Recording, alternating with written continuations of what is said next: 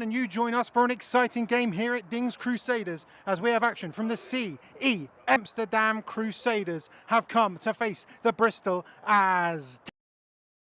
A little bit of a deep dive into these two teams and how they have figured themselves Saturday evening here in Bristol. The Amsterdam Crusaders last year won the BNL League, and if you don't know what that is an American football league. Yeah, I'm trying to do an intro, Frankie. I can't believe the Crusaders won that. They made the playoffs with a record of 6-2. All of their regulars, the Rotterdam Trojans, two teams they'd face and conquer in the playoffs, with Rotterdam being the team that they beat in the finals to lift the BNL trophy. Now they are back in the Dutch League, in the AFBN. They are currently 4-0. Last week they faced the Groningen Giants, defeating them. Now, for the hometown side, the Bristol Aztecs, formed in 1990, they made their record. They beat everyone but the London Warriors. Huge for them right now as the Amsterdam. Ladies and gentlemen, my name is Chris Tebbett and I am joined by the one and only Kwame Hakeem in the building. Happy to be here on this lovely, warm Saturday afternoon with a bit of an overcast. The sun's probably on its way down in a few hours. But we're here in Bristol. It's going to be Saturday Night Lights. So, Kwame, this is an exciting matchup. We spoke to Pete Jones, head coach of the Bristol Aztecs, earlier today, and he said something that I think to Britball, you tend to face the same teams over and over again. Now, this is a team that is sort of a complete unknown. However, the Amsterdam Crusaders and the Bristol Aztecs did have a pre-season friendly last year, with the Amsterdam Crusaders coming away with the victory. But that game, I feel like even Bristol Aztecs are going to say that wasn't the same team, that wasn't the same people that are here today. We've seen the Bristol Aztecs, they have reloaded. They're looking to go back to the Brit Bowl, but this time with eyes to lift the trophy. I can't wait personally. I'm looking at this. I mean, we saw they played Amsterdam. This could be the first time in the UK. I have no idea. Imagine it's the first time in the UK. I can tell you that it's not. So, I believe it was 2018, they faced off with the Rushmore Knights. They defeated them, and then I believe in 2021 they came over to a losing effort. I believe it was 68-8 victory for the London Blitz, I believe. So it's not their first time in the UK, but they're going to be looking to leave with a victory. Whilst Bristol, well, to be fair, both of these teams, they win this game, they're going to Sweden. So, I mean, that's what's on the line here today, but it's going to be a great game of football here today. The first of Sport Tank's 3 games that are coming at you live this weekend. Obviously, right now, we've got Amsterdam versus Bristol, and then tomorrow, the Oxford Saints versus the Ipswich Cardinals, and then the Somerset Wyverns versus the South Wales Warriors. Now, some of the players that you've got to look. Number 6, he's a fast man. Lee Anthony, Amsterdam Crusaders are currently 4-0, whilst the Bristol Aztecs are 2-0. However, when you look at the Bristol Aztecs results, both of them shutout victories, not walkover victories. Now, if we're looking at the Bristol Aztecs, there are some names that stick out. If you're a fan of British American football, I'm sure we've got some, and I'm sure we've got some fans of just football in general. You're going to be looking out for number 10 of Ethan Gretzinger. He is an absolute unit of a QB. He's got a pinpoint arm as we welcome the visitors, the Amsterdam Crusaders. I think we should do a quick uniform review. What are you thinking, Kwame? Not bad, to be fair. I mean, do you know what? I'm gonna say that both teams with their grey bottoms and the highlight colours of their the highlight is the colour of the team. So it goes well, you know. It goes well. As we can see here, we can see number 6. He's sort of coming over. He's being called back, having a word with one of the referees, but he's going to be a guy that we're going to pay attention to. Now we're going to lock in to the entranceway here at Dings Crusaders, and we're going to say Dings Crusaders. We're going to say Dings Crusaders. It doesn't sound like it's massively friendly here for the Bristol Aztecs, but this is their home ground at the Crusaders. But it's all a bit complete showcase. But obviously the Bristol Aztecs are looking spicy, even in Britball. They're looking good. I mean, we've got the London Blitz and the Warriors both creeping, trying to get We are only in week 4 or 5 of the British American football season. I will say, I like it. It's retro. Give me more retro kits. I will say, it's an interesting take going with the orange highlights. You know, obviously we've seen this kit last season, we've seen this kit previously, and we obviously know that the history of the Bristol Aztecs has a lot of orange in it. So it obviously explains why they've gone with the orange. So to anyone wondering, it may look a bit of a mismatch having a bit of orange on just their jerseys and nothing else. Obviously that would be the reason why. It's a throwback, ladies and gentlemen. It's a big throwback jersey. It's a throwback. So looks like Eddie Odomadi, Sean Cook, and Will Bunce are going to be the captains for the Aztecs. So we've got 53 as well. Where is he? Right, he's just a Fofana. That's a dangerous man. Dangerous. He's a fast guy. Just a Fofana. What's my score prediction? I think we're all here to have fun, Frankie. Oh, Great defense. if it's in, I'm an unbiased 3-0, just a field goal. commentator. I think fun 1, boredom 0. There you go, Frankie. So that's Frankie Pankhurst, the OC for the UE Bullets. What's your role at the Aztecs, Frankie? Frankie, what's your role here? So he is the director of morale here at the Bristol Aztecs. But here in Bristol, I mean, this coaching staff, you've got coaches with some great championship pedigree. Pete Jones and Frankie Pankhurst at the UE Bullets. You've got Lydon Ward-Best as the OC and assistant HC. He's done a great job with the University of Exeter Demons as well. And I tell you what, it's a pretty decent crowd here for this CEFL contest. I will also say we've got a few. We've got Sean Vaughan, who's going to be playing a running back for the Aztecs, who is the head coach of the University of Cardiff Cobras. We just got a lot. We got a lot of coaches.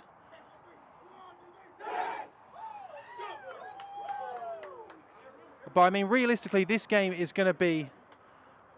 I mean, it's anyone's game here today because it's such an unknown for the Amsterdam Crusaders. How do these two leagues match up? I mean, realistically, sometimes you can say that British American football may not compete with, say, Germany or France, but I mean, we're not playing a German or a French team today.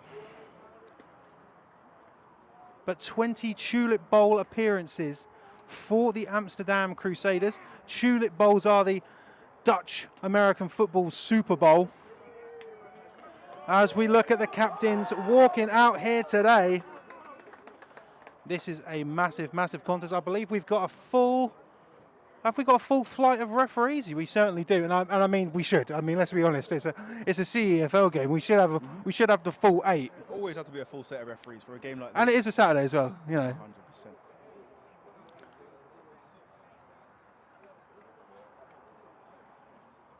So obviously it's not the first time that a British team has competed in the CEFL, as the Manchester Titans, the 2-time Brit Bowl winners, they stuck their claim into the CEFL last year, taking on the Stockholm Mean Machine. However, they came away with a 42-14 loss. Just goes to show It just goes to highlight the quality across Europe. You know, Sweden, they've got tough teams over there, and. Hang on. So Amsterdam win the toss and they elect to receive. So we're going to get a close look at the Amsterdam Crusaders offense, specifically number 6, pretty quickly here today.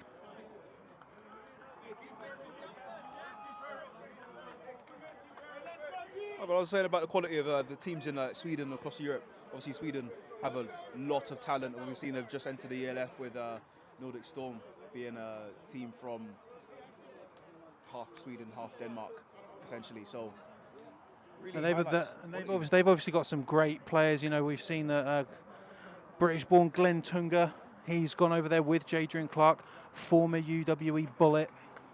You know, sometimes it does all lead slightly back to Britain. It always does come back to Britball. You know, they've also got quite a few other players especially some former Britball players such as Chad Warrand as well, plying his trade at the Nordic Storm. So it'll be interesting to see what they can do this season, obviously. Immediately up there within the favourites, amongst the favourites. So we've been asked the question, are these CEFL refs or are they BAFA refs? These are BAFA referees today. So this is a massive, massive game. Dings is basically packed out here. Good enough to say it's close enough to a full house. Close enough to a full house, at least compared to what we've seen in the past. Now, a new kicker compared to what we've last seen, compared to the last time I was down here watching Bristol Aztecs, to be fair, at least. So Oliver Luck is the kicker.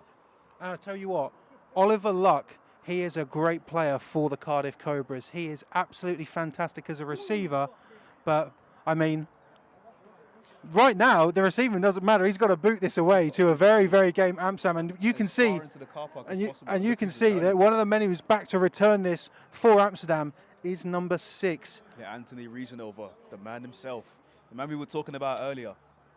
We've got a couple. Sean Sanchez also back returning. So again, we can be scared of number 6, but we need to see what Sean Sanchez can do as well. And I imagine that the Bristol Aztecs are well aware that you basically don't want to give 6 the ball at any real point in time. So I can imagine this ball is probably heading over to the right-hand side as we get ready for some CEFL action. What a time to be alive.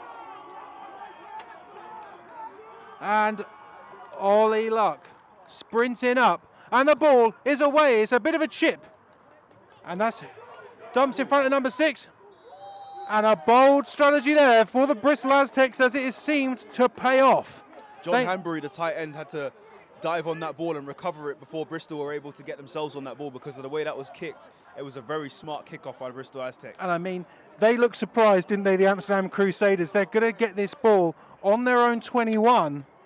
But again, I'm sure the Aztecs know they don't want to go near number 6. But he's in the backfield. I'm not sure they were quite prepared to experience that kind of return. And it looks like number 89 is in the QB position and straight to number 6. And I mean, that's what I expect is going to be seen a lot of today. Not enough for a first down, only a gain of 9 there for Lee Anthony. Be interested to see number 89 as a starting quarterback. You know, most starting quarterbacks obviously don't wear high numbers like this, and rarely ever see the quarterback wear 89 as he hands off to Riesenhofer, squeezes his way forward, and maybe just about gets a first down. He's going to have a first down. Yeah, 89 is a QB number. Very interesting. What do you think? Aesthetic. What do you think of that aesthetic choice?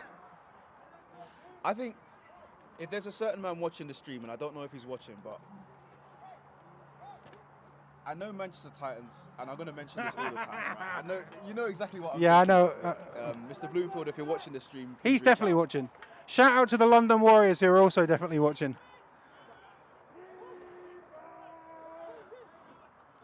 So 85 in motion, and Rokta is looking, and he throws it into the middle of the field, and what a great catch there by number 83 of the Amsterdam Crusaders. Yunus Kiwas with the catch.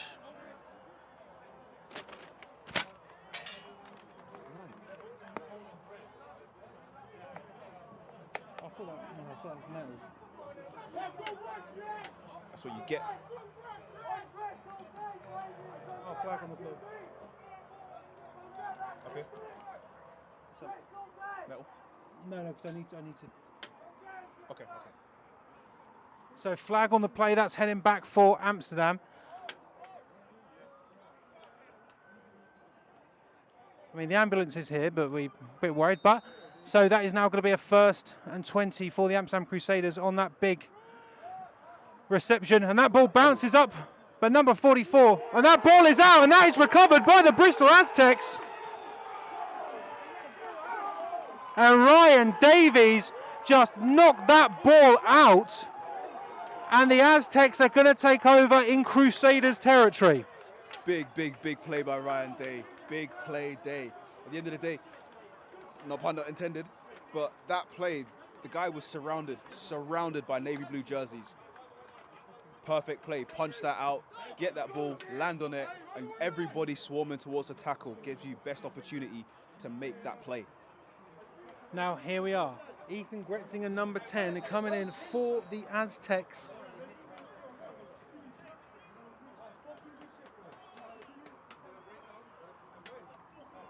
With Salek in the backfield. It's going to go to him. And a good tackle. Ball is out, and that's recovered by the Amsterdam Crusaders. And just like that, we have seen it flip. Flag on the play as an Amsterdam Crusader player, I think, removed his helmet. I mean, that's going to be a yellow flag basically every day of the week. That's a big one there. The Amsterdam defense says anything you can do, we can do better, and we got that ball right back. So number 12 for the Amsterdam Crusaders. Looks like CNC. Fraser. Double 12s. That's why I was... That'll be it. They had 12 and he's changed to 14. That makes sense. Okay. So even though they got that fumble and it was punched out, the Amsterdam Crusaders are going to be heading back to what looks to be their own 11. But I think we know that the tone is set for this game now. I think we know that this is going to be a hard-fought contest, and both of these teams are going to try to keep it as even as possible. 85 in motion for the Crusaders. It's going to Anthony Reasonova. He's going around the outside. He's got some speed. He's been tracked down by 6 of the Aztecs, and they get him out of bounds. It's going to be enough for a first down. I think there might be another flag there in the middle of the field. Is that a flag there, or is that just some stuff? It looks like it could be maybe a holding call from given the position it was. It was Ryan Morton, number 6, making the chase down for that tackle on Reasonova. So holding penalty on the Crusaders. They're going back, and they're going back hard. They're going to be into the danger zone, as I like to call it.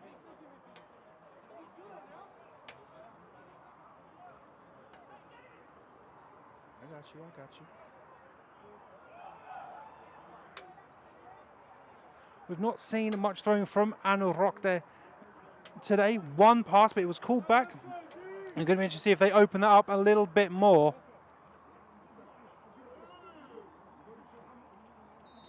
So we haven't seen any issues with the snaps, don't get me wrong, but... Typically when you have good teams, they tend to get the snap. So it's going to number 6, he's going up the middle. Correct.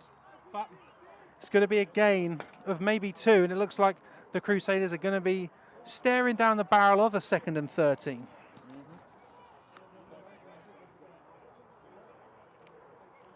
I tell you what, it's a beautiful day here in Bristol for some football. It's always a beautiful day for football, but this is especially good. 2nd and 13 for the winners of the BNL 2024. And it's a handoff going up the middle again. Bit of a delayed handoff. Interesting strategy. It's going to give them a gain of 5 with number 23 on the carry. 4.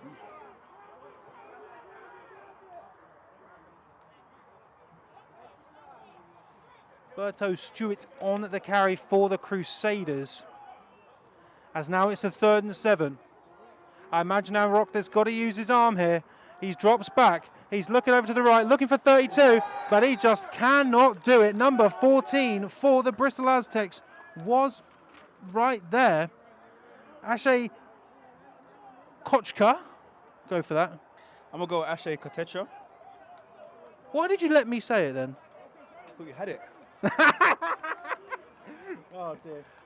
To be fair, I could be wrong as well. I mean, we're going to go with that and hope it was right. But it was good defense. Good defense, Ashe. So we've seen 2 fumble recoveries, 1 from each team, but now the Crusaders are coming on to punt this ball away. Interesting formation from the Aztecs punt defense. 2 guys each on the spillers. Double coverage just to avoid that fake. It's a low snap. Oh, low snap, but it's away from number 87 of the Crusaders. And they're just going to field it, are the Crusaders. I will say some wobbly line markings here in Ding's Crusaders. Interesting lines. I'm sure you guys can see it on the TV, but it's very much more pronounced where we can see them here. We're missing a piece of paper. What we've had is a few numbers have been changed. That's going in there. That's why I'm doing it like that. So Okay, but can you just not cover up that? Yeah. Cool. Thank you, mate.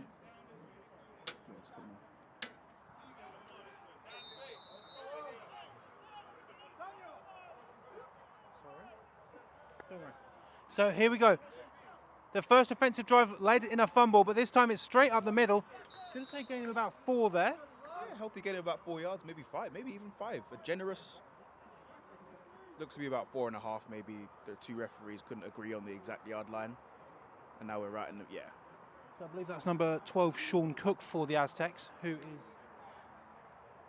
now in at running back. We have him listed down on our sheet as a receiver. That is going to be, I'm going to say this, I'm going to say a long 4. I don't think that's just quite 5. Yeah. I mean, I'd give him more of a tight end build when you look at him. Oh, yeah, 100%. Definitely more of a tight end. But so 2 in motion for the Aztecs. nonetheless. So Gretzinger drops back. He's got an absolute rocket of an arm. Ooh. Oh, my Lord, absolutely. Sensational. Going, gone. I'm going to wait for a referee, and it's a touchdown for the Bristol Aztecs. And guess who that is? It's the danger man, Darius St. Robinson, the former ELF standout. And I mean, you love to see it. That connection from 10 to 2. Absolutely spectacular. And the Aztecs, they strike first blood very, very quickly. A connection like that, that's what you call the American dream. I mean, just talent all over. He just runs a fade. Doesn't do anything spectacular, anything particular. Just completely beats him for speed, down the outside, and makes his way, avoids the tackle. And Spencer Cutland kicks it up. He's going for someone's car. Oh, it bounces off the post, but it's in. Just about creeps it in. That's to keep things suspenseful. So, Kwame, do you know what would you expect the Amsterdam Crusaders to be like, oh, okay then? Do you think they're a bit shocked with that? I definitely think at least maybe the defensive coordinator or the offensive coordinator, one of them's licking their lips, one of them's maybe twiddling their thumbs in their pocket or something, thinking about, I can expect this. Maybe a little bit, I think we all expected an open game, a good game, much more of a competitive game compared to last year. But Bristol scoring first is fantastic for putting British football on the map, I guess, on the European map, on the stage, and eyes will be open now. Obviously, it's just one score, and anything can happen. But we'll wait to see how the rest of the game pans out, and hopefully, we have more of an interesting game. Yeah, we've only seen 2 offensive drives here from the Aztecs, but I mean 7's on the board, and an impressive 7's at that. But now the Crusaders are going to have to retaliate here. So let's see here. We can see that number 6, he's got the space, he has the speed, and it wouldn't surprise me if he touches the end zone at least once today. He will get there. I mean, the Aztecs are definitely queuing on him, making sure he doesn't get to the end zone as Oliver Luck steps back to take another kick. This will be interesting to see how this kick goes, actually. So we've got the same 2 guys returning. Yep, and same. the same style kick as well. The same returner as well, that tight end. So I'm going to tell you a quick story here, Kwame. When they were running special team reps against me, they always said, kick it to the person you think is the least athletic. And do you want to know something really hurtful, Kwame? They always kicked it to me. But could that be the case here? They've singled out 85, and they're just giving it towards him. But it's going to be an interesting one here. I suppose that's a bit of a silver lining, because more or less, almost every single time I've lined up at kickoff, they've kicked to the other kicker. Yeah, that's good. I always wondered why. I was like, it's good. Yeah, I want you guys to kick it to me. So here we go. So we got a man in motion, running around the outside. Flags flying. Looks to be on the Crusaders. So we also spoke to Coach Vito, the head coach of the Amsterdam Crusaders, and he said that this squad is a young squad, but he feels as though that they are better than last year. But there's still some youth coming into the team, which isn't wholly a negative thing.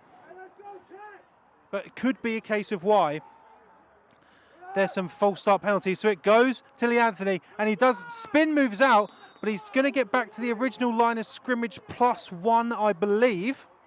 Just about squeezes that extra yard, because those Bristol D linemen, as I said earlier, they were on him. Fafana was in there.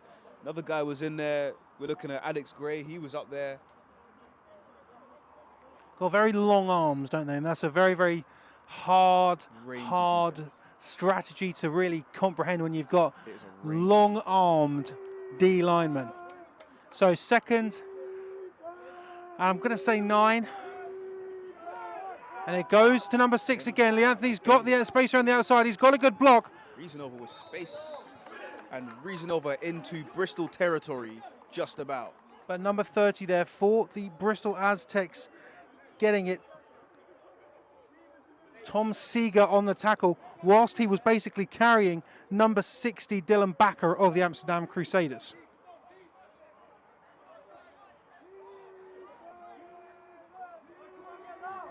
So we're being told that the starting QB of Amsterdam dislocated his shoulder 5 weeks ago. And Rockday's dropping back. He fires a missile. He's looking for 15. And it's intercepted by the Bristol Aztecs. Number 30, Tom Seeger with the interception. Underthrown. Oh, that undercuts that. And gets Bristol's offense back onto the field. I mean, that's going to be interesting, especially if that comment is telling the truth. If the starting quarterback for the Amsterdam Crusaders is out, I mean, this is a hard challenge to come over for. That's what we're being told in the comments. So what you're telling me is this guy is not the actual starter? That's what we're being told. I mean, but he threw an absolute missile there, but I mean, Seeger was there. When you take into consideration the fact that he's wearing number 89, that kind of tells you that he's not the usual quarterback. But yeah. I mean, so it's a handoff to Cook. Cook's got space, but number 32 of the Crusaders brings him down. Now, when it comes to field position, this is the first time anyone's been in their own red zone. So it'll be interesting to see if anyone can Bristol drive down the field this time. Jeffrey Yerlink there on the tackle, bringing Cook to the ground, but not after a gain of 6. Spreading them out nice and wide are the Aztecs. Interesting vocabulary. I mean, if you're reading into it, that's because you've got a dirty mind. Unbelievable stuff. So on the play, this might be a free play. Is it? It is a free play. So Gretziger's just going to absolutely hurl it. Oh my Lord, he's done it again. He's done it again. It's the danger man, Oliver Luck, with the reception. Absolutely. You got Huey to Cardiff right there. I mean, it just looks to me, both of those receivers had their DBs beat. Both of them had their defenders beat because St. Robinson was also there running freely, and it was a case of whichever one of those catches the ball because they were both wide open. I said this when I covered the Huey Bullets versus Leeds Beckett game earlier this year for Uniball. You need to put Gretzinger in the royal family because he's on the money. Good one there, good one. Do you like that one, Kwame? Impressive. Do you like that one, Steve? Yeah, good. So massive throw there from Gretzinger, a catch by Luck. So Gretzinger's looking again. Just throws it out. He's got it to Cook, and Cook has got space. Oh, and he bypasses one, and he's going to go straight into the Amsterdam Crusaders red zone. I mean, I'm surprised here. We're seeing some extracurriculars in the end zone back there. Some extra blocking activities with one of each team, but I mean, if you're Amsterdam, you've come over it. I mean, I wasn't expecting this from the Bristol Aztecs. I think at this point, if you're Amsterdam, your heart's starting to beat. Your heart rate is increasing. Your blood pressure starting to increase. So a handoff up the middle, and you're really starting to scratch your head, thinking we need to come up with something at this point because 2 scores this early. I mean, yeah, granted, it's a long game, and you have the talent. Yeah, this you have the guys to be able to get back up the field, and obviously we've seen teams go down against Bristol Aztecs and come back.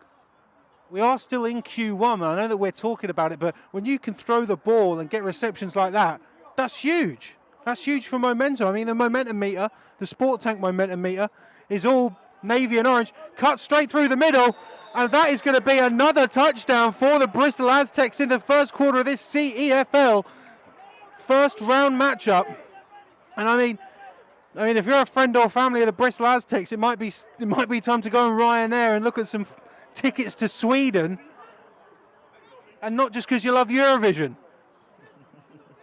So it's a nice country, it snows sometimes here and there, but Kasper Salik up the middle and into the end zone for that easy score.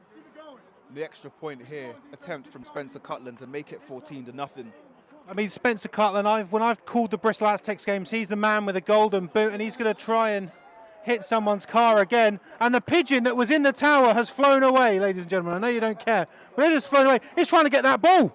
It's trying to get that ball that Cutland just drilled. Could be a homing pigeon.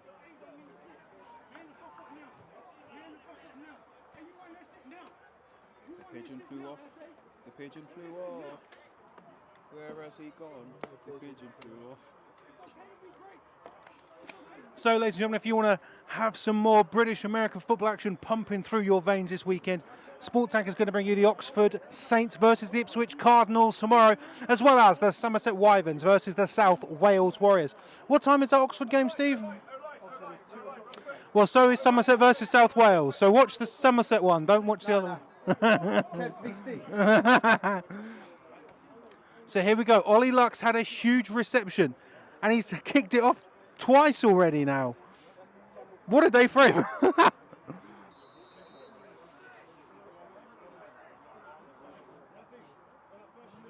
And another short kick. They certainly are. Oh, he's got to number 6. They've managed to lock in here on this kickoff strategy of the Bristol Aztecs, and he's still staying on his feet. And almost to midfield for the Anthony Reason over.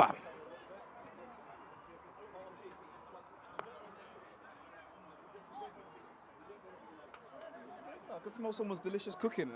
Yes, so Sweden is next for whoever is the winner of this game. Distracted.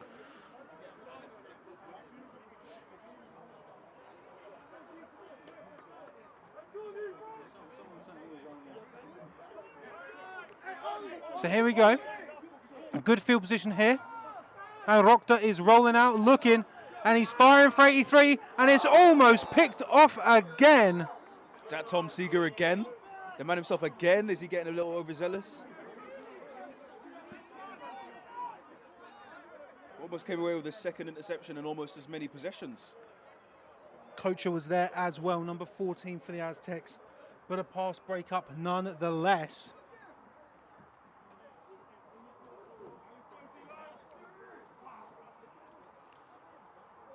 Hand off to 6. He's looking up the middle, and he is just caught there by the Aztecs. Number 44 and number 4, fours all round. George Rhymes and Ryan Davies on that tackle there, as the Crusaders now face a 3rd and 1.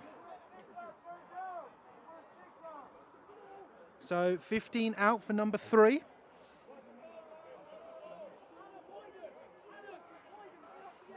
Theobald Goodell, number 3 in.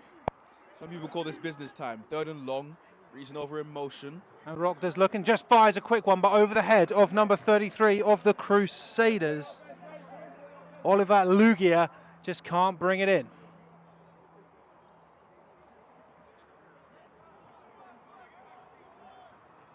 So after a bit of a wait there, the Amsterdam Crusaders are going to be bringing on their punting unit, 27. Eric Marapodi looks to be in the punting position for Amsterdam. It seems to me like Bristol have an answer for everything that Amsterdam are throwing at them right now. They're going to need to come up with something new because they've had their number for everything. You know, obviously they've queued on Reason over pretty well so far. They've obviously shut down the long passing attempts. Obviously had one interception, one almost interception. And Darius St. Robinson back to receive for the Aztecs. I mean, when trying to scout the Crusaders in order to get some notes about them, I had a hard time finding some footage of them from last year. So Marapodi gets the ball away, drops a bit shorter, and that's just going to go out of bounds. That's good field position there for the Bristol Aztecs. Yeah, not a great punt from the Amsterdam Crusaders, to be honest. That goes out at the 26-yard line. Good start, to be honest. It'll be a good field position relative to where the punt started. Good field position for Bristol Aztecs.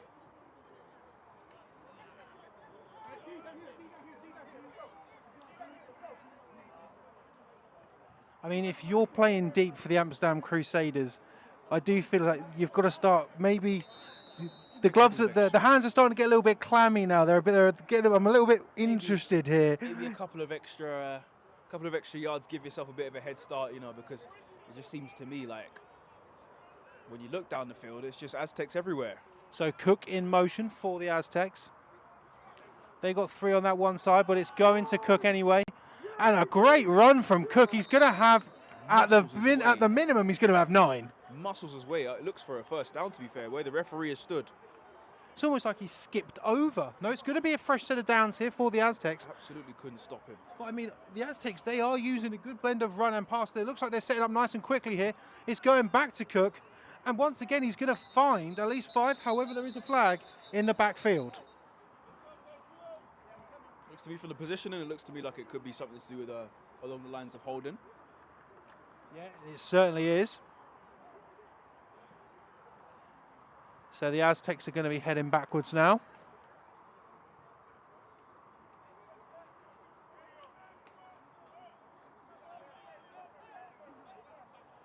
It's good work that was done by that run from Cook, almost completely undone. It's going to be interesting to see if the Aztecs manage to win this game. How is this going to affect them, you know, in their hunt for Brit Bowl 37, lifting that trophy? I think it's 37. Is it 37 or 36? I don't know. The next Brit Bowl, yeah. I think it's 36, but I'm not entirely sure. 91 pursuing there, but he just can't get it. But I mean, basically back to the original line of scrimmage. Good run from Cook. Pretty much this time gains of 9 yards and now 2nd and 11. You know, almost back to where they started. So he's definitely a dangerous man, and it seems to me like the run stopping abilities from the Crusaders just not quite on par with that of the Bristol Aztecs. You know, they were able to stop the Crusaders almost in the backfield with minimal gain, whereas the Aztecs are clawing their way and chewing their way down the field. It needs to be seen if they can stop them from.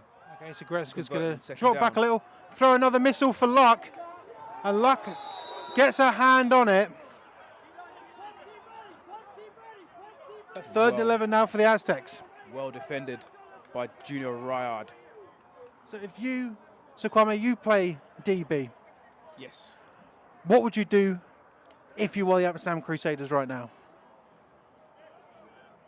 Communicate with your other DBs. Give yourself every possible advantage. Don't get beat deep. This is quite simple stuff, you know. Any basic level defensive backs coach will tell you don't get beat deep, blah, blah, blah, you know, the usual stuff. But just make sure you communicate, make sure you can see your receiver, make sure you run job and you know what to expect. So fakes Darius St. Robinson. Sean Cook's looking, but right there, the Amsterdam Crusaders seem to have the Aztecs number as the punt team for Bristol now comes out. I'm starting to look at it, and it's, of course, they have a long way to go, and it becomes a lot easier when you have a long way to go because it makes it easier to predict what the offense will do.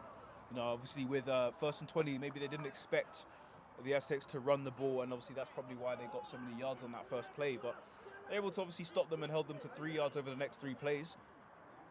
Maybe the defensive backs are playing a little bit soft because they're scared of getting beat deep, but they've got to obviously think about the run as well, and that's one thing that makes it easier for them. So 14 in motion from the punt. Kick is away, and what a beauty!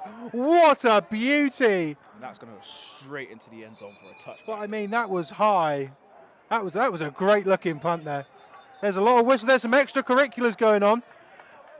And that is, and I tell you what, if that is the abominable Joshua Ricketts making his presence felt by getting in the face of some of the Amsterdam Crusaders. Oh my God, the pigeon's back. Pigeons come back.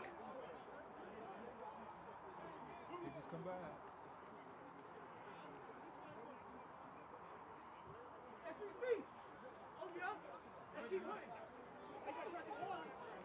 So no flag on the play though, despite it's starting to get somewhat chippy here in Bristol. I've got my big coat on and I'm nice and toasty. So this time it's a handoff. That running back had a long way to go, and he is wrapped up immediately by Davies, number 44. Just seems to be like Unrocked, the QB doesn't seem to have the same confidence that Gretzinger has, of course, being a starting quarterback of a team. And having just come off a national championship, of course, you're going to be brimming with confidence. And of course, Crusaders not with their original starting quarterback. It's going to be a little bit of issues with the chemistry between the quarterback and the receivers, but he's doing what he can. He's doing a good job, and he so tackle for loss there. Now and looking for find 2 the receiver here this time, and a great catch there from Reef, number 2 of the Crusaders. Stanislaw Reef getting down and low to make that catch. Doesn't quite get the first down. He's a good 3 or 4 yards away, but at least they're starting to move their way up the field a little bit. I'll tell you what, they've got a big number 59 there in at fullback for them as well. Well, I thought he was. Huge guy. Oh, and he's going to make a big play there. Tries to open up the hole, but... and they just can't get it done. The Aztecs swarm them, maybe to gain a 1 on that play. I mean, if you ask me, it was was good as well as him not being there, because he went outside. Another guy, the guy with the ball, went inside and just completely met two Aztecs defensive brick walls just in the way. There was nowhere to go. Eric Maripodi back to punt it away. The last time the ball came off the end of his foot, it wasn't as good as he probably would have liked, but he's getting it away from Darius St. Robinson, but he needs to create some distance here. Great long snap. I'd say that's better. I'd argue that's better. Slightly better punt, of course. It takes a Slight Amsterdam bounce. slightly frustrating bounce for St. Robinson from the look of his body language. He was expecting it to bounce a little bit more closer towards him so we could pick that. So that looks to be the end of Q2. Oh, sorry, end of Q1. Entering Q2. Scoreline here, it's all Aztecs, 14-0, but I'd argue it's starting to get a little bit closer. It seems like the Amsterdam Crusaders are starting to figure this out a little bit. Starting to warm into the game. They're starting to slowly warm into the game. You know, of course, they got their breaks beaten off of them in the first few plays. I think Bristol Aztecs came out all guns blazing, a lot of momentum, a lot of fire, and the Amsterdam Crusaders just weren't quite ready for that kind of start. You know, it's a real, almost like a shock to the system, considering these guys, remember we said they're 4-0, they've had 4 pretty big wins. You know, obviously Bristol have had 2 huge wins, and I don't think they've even conceded a point so far this season. They have not. That really tells you the difference, you know, as the Crusaders coming off wins and suddenly now being into the second quarter 14-0 down. It's a little bit of a culture shock for them. But this is it. You've got to look at Amsterdam last year. 6 of their games undefeated. Their largest margin of victory was 62-0 against Castile. You look at that compared to the Bristol Aztecs. What did they just put on the Rushmore Knights last week? 62. It's like I've seen the Bristol Aztecs put more than 62 points. On this field, this very same field here, I've seen them put as high as maybe 70, close to 80 points. So yep. They are dangerous. So that's 2 in motion. It's going to go to him, but wrapped up there by number 93 of the Amsterdam Crusaders. Debo Ogunkoya with the tackle on St. Robinson. It was a pop pass from Gretzinger, and he just had nowhere to go. It was completely read, telegraphed like it was written in the stars. Would you say that was a hungry caterpillar? More or less, yeah. Yeah? Almost ready to go into his cocoon. Do you know what that means, ladies and gentlemen? Do you know what a hungry caterpillar means? It means it was an easy read. Unbelievable stuff. You like that one, Steve? He's not listening. But that's the biggest defensive play for the Amsterdam Crusaders today. It's going to be another run up the middle. Big run, big number 40 up the middle. Archie Callum. And that is going to get them back past the sticks. They're going to have a 3rd and 8. But I mean, if you're Amsterdam, you've still got to be happy with it. You've now put the Aztecs in a 3rd and long situation. But again, we haven't seen the arm of Gretzinger yet on this this drive that's in its infancy, I'd say. No, I've seen the arm of Gretzinger over the top a few times, but I've not really seen him zing one across the middle. Is his arm too strong? Well, I think we're going to find it. Right to find out. Looking for Chris Greener, and that is out of bounds over the head of the long-time Bristol Aztec. I think it would have been just a bit out of reach for him to toe tap on that one. You're asking a bit too much, considering he's more or less average height for a human being and not an absolute tower. Yeah, like he can't inspect a gadget his legs to reach up and grab that ball. But now, once again, we're going to be seeing the punt team of the Aztecs. Again, it does feel like we've started off hot and things are starting to settle down a bit, and it's whoever can sort of breach that is going to be coming away with the victory here today.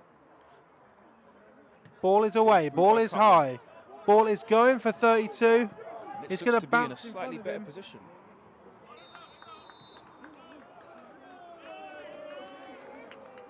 There's a little bit of more extra quickness. I'm surprised here that this is even happening.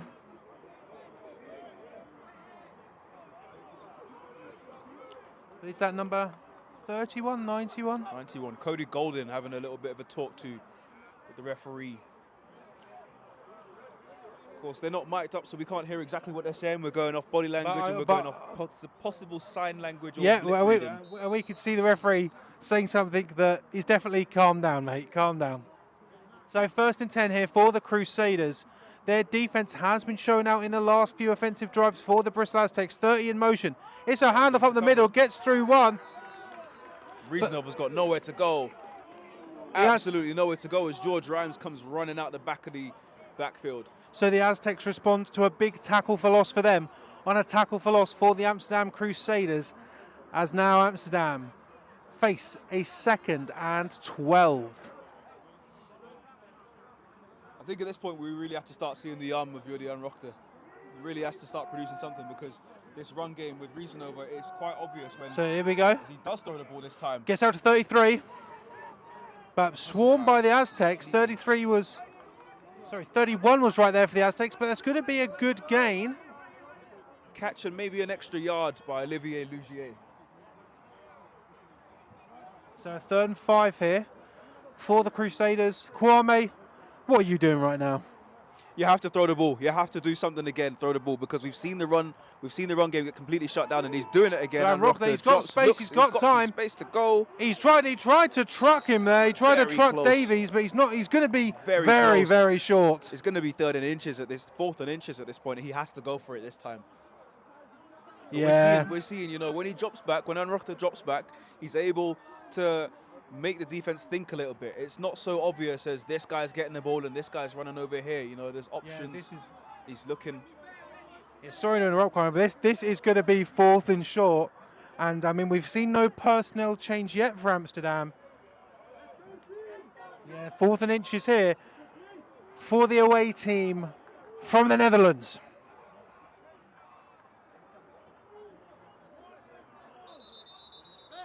Then we're going to have a timeout called here by Bristol. Yeah, we certainly are. To me, a timeout's been called. It looks to me that they wanted to get some substitutions on. Yeah, Pete Jones is looking at that. He's like, no, I don't like that. Don't like the look of this. Seems to me like they want to get as many big guys on the field as possible now. With everybody coming off now, the Crusaders have an option to really draw something up on this. I mean, that they want to pressure Aaron Rochter, because, I mean, we now know that he's not the starting quarterback for the Crusaders. And, I mean, you've got some scary people here in the Bristol Aztecs. And I am sure that the QB for the Crusaders has faced it before. But, I mean, right now it's absolutely critical, because I would argue that in this sort of sport tank momentum meter, which, ladies and gentlemen, just imagine it in your heads. Just imagine it in your heads. It's starting, I'd say that it's starting to get a bit white and red. I'd argue that the Amsterdam Crusaders probably have some more momentum right now, but I'd say over the course of the game it's still Bristol Aztecs. But if they want to push the momentum even further, they're going to need to get a first down on this play. At this point, this is essentially very early in the game. It's do or die at this moment in time, because if Bristol stop them, they've got a chance to score a 3rd touchdown. Look at the field position. And the Crusaders, they're trying to make the Aztecs jump, but I mean, against Bristol, that's not going to work. It goes to 6. It goes to 6. Reasonover's not going to make it. And the Bristol Aztecs are going to take over on downs. And the Aztecs are going to take over in spectacular field position. And I imagine that timeout, Pete Jones, he's had a word with his squad, and you can see just how disciplined the Aztecs are.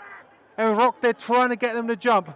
No, for the team in the blue and orange. Crusaders guys were saying that they got the yards and were trying to point for a first down, but the referees there, the referees was not having it. What do you think there? I don't think he did. I don't think he was. No, I don't think he did. Now, ladies and gentlemen, if you can hear footsteps in the background, that's because there is what's been labelled as a condor officially. What do you mean a condor? They did say a condor nest. There's a sign that says a condor is nesting. Now you go in and it's not a condor, it's actually a pigeon. So someone here is trying to falsely advertise. Yeah, but that pigeon is fat though. I'm saying it is. So 1st and 10 here for the Aztecs. Gretzinger in shotgun, cooking the backfield. Drops back. And the money man is going to take off. And he's going to have a first down. And I bet he wishes he slid like Shador Sanders has currently been sliding the last few days. I'm surprised he didn't slide, and that's actually just reminded me to check if he has been chosen in the draft so far. Because is the draft going on now? I think day 3 is earlier, and it's now 3-0 to Wrexham. He's not going to your squad, mate. You never know. Kwame Sports and Steelers for everyone that's interested. So it looks like that ball is going to be now placed on the 19-yard line of the Crusaders after that run from Gretzinger. So it looks like you've got Cook in at back. We're going to have a motion out from 22. Bit of a low snap there. Gretzinger just hauls it to 22, and that is caught, but knocked out of bounds by number 8 of the Amsterdam Crusaders. And that is Jans Arn making sure. Confirmed. Oh. No way, that's mental. I'm so disappointed. I'm so disappointed. Sorry, Shador Sanders to the Browns, Frankie. Mental. So here we go, that's going up the middle. I knew it was going to be. Is that going to be so? Another touchdown for the Aztecs after a big catch there.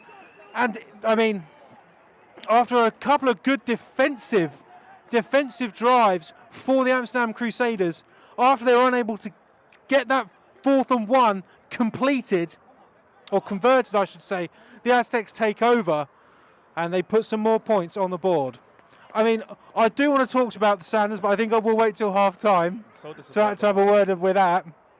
That's really funny. No, let's not talk about it now. Listen, look, I did say, look, it was almost do or die in that situation, that 4th and 1, 4th and inches. The Crusaders didn't get the extra point. The extra point here that Bristol Aztecs have just got to make it 21. Flag on that play. I mean, I definitely think Amsterdam got some players around there a bit too quickly. So what I was trying to say was Amsterdam didn't get the first down. They were way away from getting that first down. They were nowhere near it, to be honest. And that was an important play that they needed to get the first down to keep those chains moving, to give themselves a chance of getting back into this game. Because now when you look at it at 21-0 in the first quarter, you're now looking at a big second quarter, first half. My bad. So when you look at that now, you've got a big scoreline. Still in the first half. They've got a long way to come back now, because asking a team to come back from 3 scores down when the momentum that they were picking up has now been completely popped and destroyed, it's a big task. I mean, me and Kwame, you know, we commentate a lot of British American football games. We've commentated a fair few in our time, and I feel like I always say when the scoreline gets to, you know, 3, so you're looking at 21 points, that's when it starts to become really difficult to come back. That's when it starts to become the how many are they going to score? How far are they going to go? You know, are the Crusaders even going to score today? Those sort of questions start to get asked when the score becomes this much. And obviously, we know that the Crusaders have talent. We know that they have talent in all sorts of areas. As reason over so a bigger kick this time. And a tackle there by number 15. Looks like he sort of slid into it there. Sorry to interrupt, Kwame. Seemed to almost trip over a guy that was getting blocked into him. But no, we know that they have the talent. We know that they can score. It just seems to me that Bristol are really doing a good job of shutting them down right now. You know, I think eventually they will get to the end zone, but right now they've got to look at slowly controlling the football at this point, just keeping the football for a little bit, keep their offense on the field, try and get a score this drive, and slowly just pick up from there. So Rockday drops back and just missiles it into the middle of the field, but in and out of their hands. Unable to find the hands number. Oh no, he found the hands number 83, but 83 just unable to get it done. Yunus Kawasi. So 2nd and 10 now for the Amsterdam Crusaders. But I mean, 21-0 at this juncture, Kwame. I tell you what, it's not what I expected. Definitely, I expected it to be much tighter at this moment in time. Now, of course. And Rockday drops back, fires out to 85. He's got him, but a great tackle there. Who is that number? Trying to follow him. Number 18, I believe. That is Matthias Noodleman, who did get 2 interceptions during their last game with the Rushmore Knights. Interesting. You know, obviously, John Hambry, the tight end who made that reception, made the catch, gained a few yards. He's had a few targets already today, obviously not necessarily by his own quarterback, but by the Bristol Aztecs kickoff team. They've kicked to him a couple of times already, so good for him to get some yards on offense. And Rockday just fires it, and a catch there, but number 6 of the Aztecs was right there. Ryan Morton just instantly there round the waist of the Amsterdam Crusaders receiver, and it's going to be a 4th and 6 for the Crusaders. This time the punt team comes on and they're not going to make that mistake again, not going to attempt to go for it.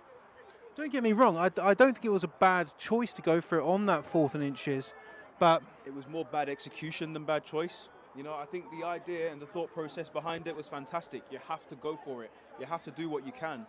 But when it doesn't work, you have egg on your face and everyone questions it and says, you look so stupid, why did you do that, and all sorts. Especially because you could see that they were trying to draw the Aztecs offside. So Maripodi is going to boot it away, and that was close to getting stopped. And that is going to be sailing, and that's going to take a decent enough Crusaders bounce. They're going to have it on, well, the Aztecs are going to have it on their own side of the field. It's a bit of a slow bounce. I mean, it was a slow, high kick. It didn't really have much substance to it. But it did look like he had to get it away to avoid it getting blocked. But what I would say, those Aztecs were right round, staring down the tip of the boot of Maripodi. Wouldn't surprise me if here today we could turn to see a blocked punt here from the Bristol Aztecs.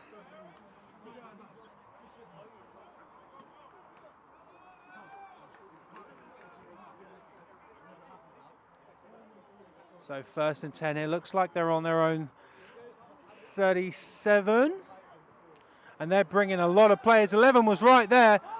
Gretzinger had to get rid of that. And a great play there from 22 of the Crusaders. Julius Dollard with a fantastic break-up. That pass there was intended for number 80, Harry Buckland, the wide receiver for the Bristol Aztecs. And great jump, great timing, and great ability to look back and locate the ball.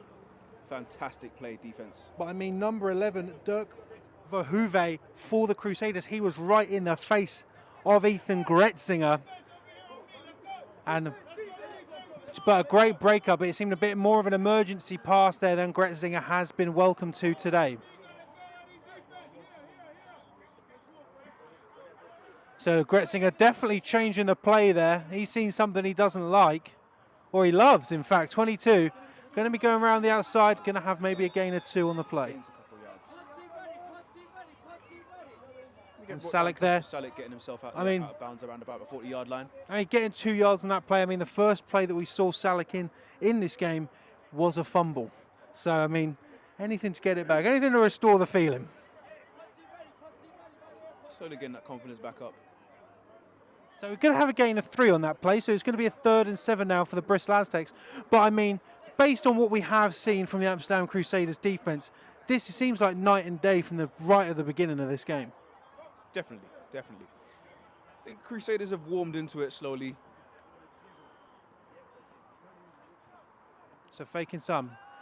Great O-line work there. And 86 has got it, and he's still on his feet. And he's still going. Another great throw there by Gretzinger. And another fantastic catch there by Joshua Petrie, the former Brighton Panther and UE Bullet. It's an absolute dart. I did mention earlier, I haven't seen Gretzinger throw down the middle, and he absolutely zipped one straight at the middle. And I tell you what, Josh Petrie, he is an absolute athlete. Over at the UE Bullets, he played. I watched him one game. He threw a touchdown, he ran in a touchdown, and he caught a touchdown, and he got a 2-point conversion as well. Mr. Danger Man, he's an Mr. absolute everywhere. star. Really is everywhere, you know. Just and I mean, considering spread out. So Cook now in at running back for the Aztecs.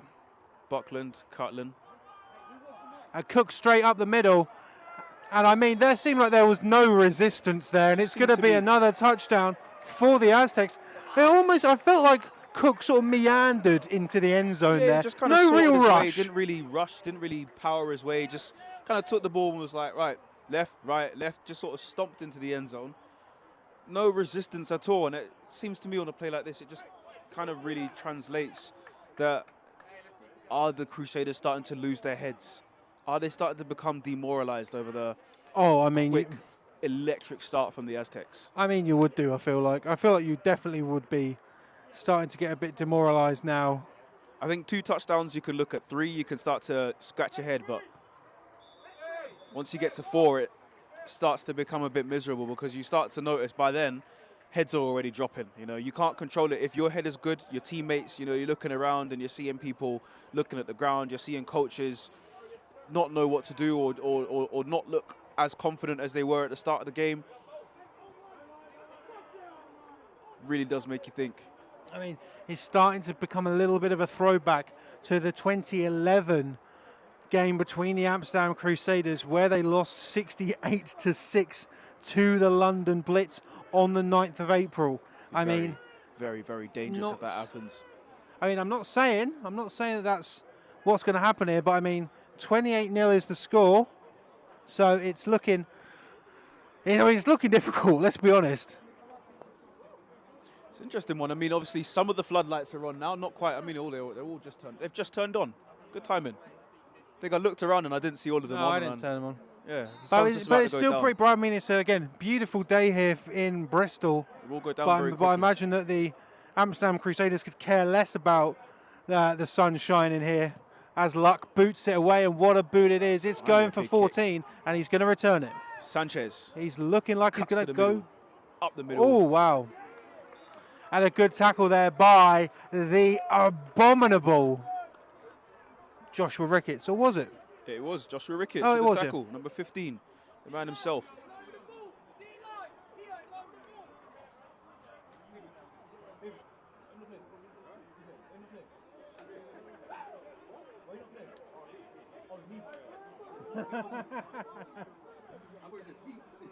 Yeah. Abominable, mate. Disgusting. So it's going to be a handoff to 6. He's going to find a hole, but he's going to maybe have a gain of, I'd say, the very most 6 on that play. I mean, it really, really makes you ask the question. From the Bristol Aztecs, we've seen Gretzinger zing that ball around, left, right, centre, everywhere. Did you just think of that one? Zing the ball around. Full of puns today. Right, and obviously we've seen Salik as well on the ground. We've seen talent everywhere. Cook on the ground as well. So, and Rock, the ball is out. And that is good. Oh, this is still going around. That is going to be recovered by the Amsterdam. Sorry, going to be recovered by the Amsterdam Crusaders. But it just like and Rock, they dropped that ball. Just about. I mean, I was mid-sentence when that happened. I didn't even see that. I mean, look. What I was going to say was that the Aztecs are able to spread that ball around. Everyone on the offense is eating right now. Right? On the Crusaders, we've not really seen anyone else have much opportunity to play with the ball other than Reasonable. You know, obviously he's a great talent, but when one guy gets the ball most of the time, the defense knows he's getting the ball, and they're able to cue it, and they're able to shut him down. And it's like, okay, now we've shut him down. Now they're going to the next guy. Now they're going to the next guy after that. And now, because they've done it in that order, right, it's very easy to see where they're going, because we've already shut down one guy. Now you're going to the second guy. Now you're going to the third guy. And it's like, why didn't they go to these guys earlier? Whereas Bristol were spreading the ball around to multiple receivers from the start of the game. So it made Amsterdam keep guessing. Obviously, everybody has a number 1 receiver, number 2 receiver, but to keep spreading that ball around, it lets them know we have other weapons. You can shut down a number 1. We have other guys. So the Amsterdam Crusaders burning their first timeout here. I mean, are we going to see the sort of cliche here, Kwame, of the quote-unquote second half team? Is that what we're going to expect here for the Amsterdam Crusaders? Because I can't imagine there is going to be long left in the second quarter as it stands right now.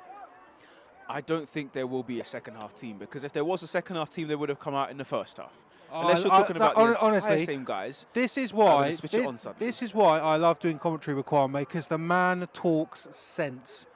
Second half teams are nonsense, in my opinion. There's no such thing. There is no such thing. And if it is, why does it take you so long to switch on, right? Hold on, we've got a change of QB here, number 5 in for them. He's given it to Lee Anthony. And Lee Anthony's got space, but a big tackle there. There's a little bit of extracurriculars. Ooh, and some emotions now. I mean, maybe this will get him fired up a little bit. I mean, international handbags being thrown here from both sides. Coach Wilf saying something that I think is very, very poignant over to his Aztecs, and that is, if you want to go to Sweden, don't fight. Don't get yourself ejected. Don't go to Sweden and get yourself ejected. They'll leave you on the plane. They'll leave you at the airport. So Mikhail Bruev is now in at QB, or was in at QB, for the Amsterdam Crusaders. It's going to be interesting to see if he is going to be the QB going forward in this game for Amsterdam. Oh, got another little individual one-on-one, not really a one-on-one battle, but Eric Maripodi here to punt the ball off away to Darius St. Robinson. He's had a few shifty punts so far. Another low snap. Oh, it is he seems dribbling to on have the bubbled floor. it. Has he recovered it? He's got the ball away. Oh, and it's taken a great Take a Crusaders healthy bounce. bounce. And that I mean, is probably the best punt. the best punt of the day, but feel like I could feel the fear of Eric Maripodi up here when that ball was bobbling around at his feet. I've got a phrase and it's called task failed successfully. Something like that. That's what it was. That, he must have had his heart in his mouth. Gets rid of the ball just about. Again, all of these punts, he's managed to just about get the ball away before he gets completely flattened. Gets a bit lucky with that one, taking a fortunate bounce. And that's probably going to be the Crusaders' best starting field position on defense all day today. So we did get asked earlier, why is Josh Ricketts abominable? It's basically because I view him as the missing link between the homunculus and the Homo erectus. That's why. Can't get how to go at because that's not a swear word, that's a scientific thing. Anyway, here we go. Gretzinger in at QB here, still for the Bristol Aztecs. And it's going to be a handoff up the middle, and a great hole there just appeared in front of the back. Number 31 in for the Aztecs. And that is Joey Ampoma. Joey Amps, my guy. And I mean, that's a big man as well. That is a big, powerful man. And that is a big man. I know firsthand because he's put me out of a game before.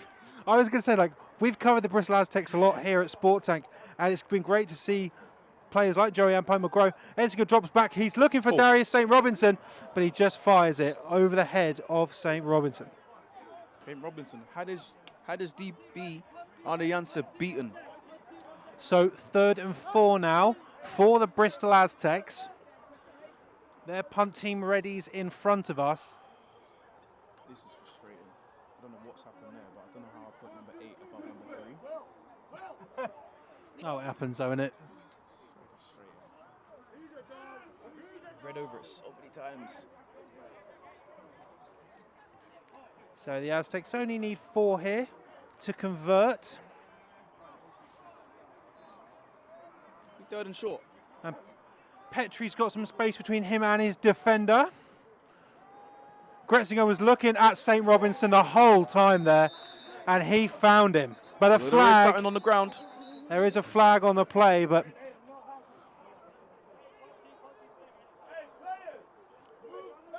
brilliant.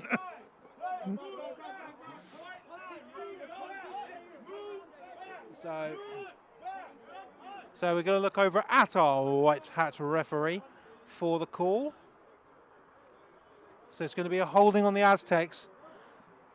So that pass in play to St. Robinson is going to be wiped off the board. And that is going to be the 2-minute warning for this CEFL first round match here in Bristol. 2-minute warning couldn't come at a better time for the Amsterdam Crusaders. It's almost like a lifeline at this moment, you know. It's like the bell that goes in the boxing match. So it's 3rd and 14 now for the hometown side.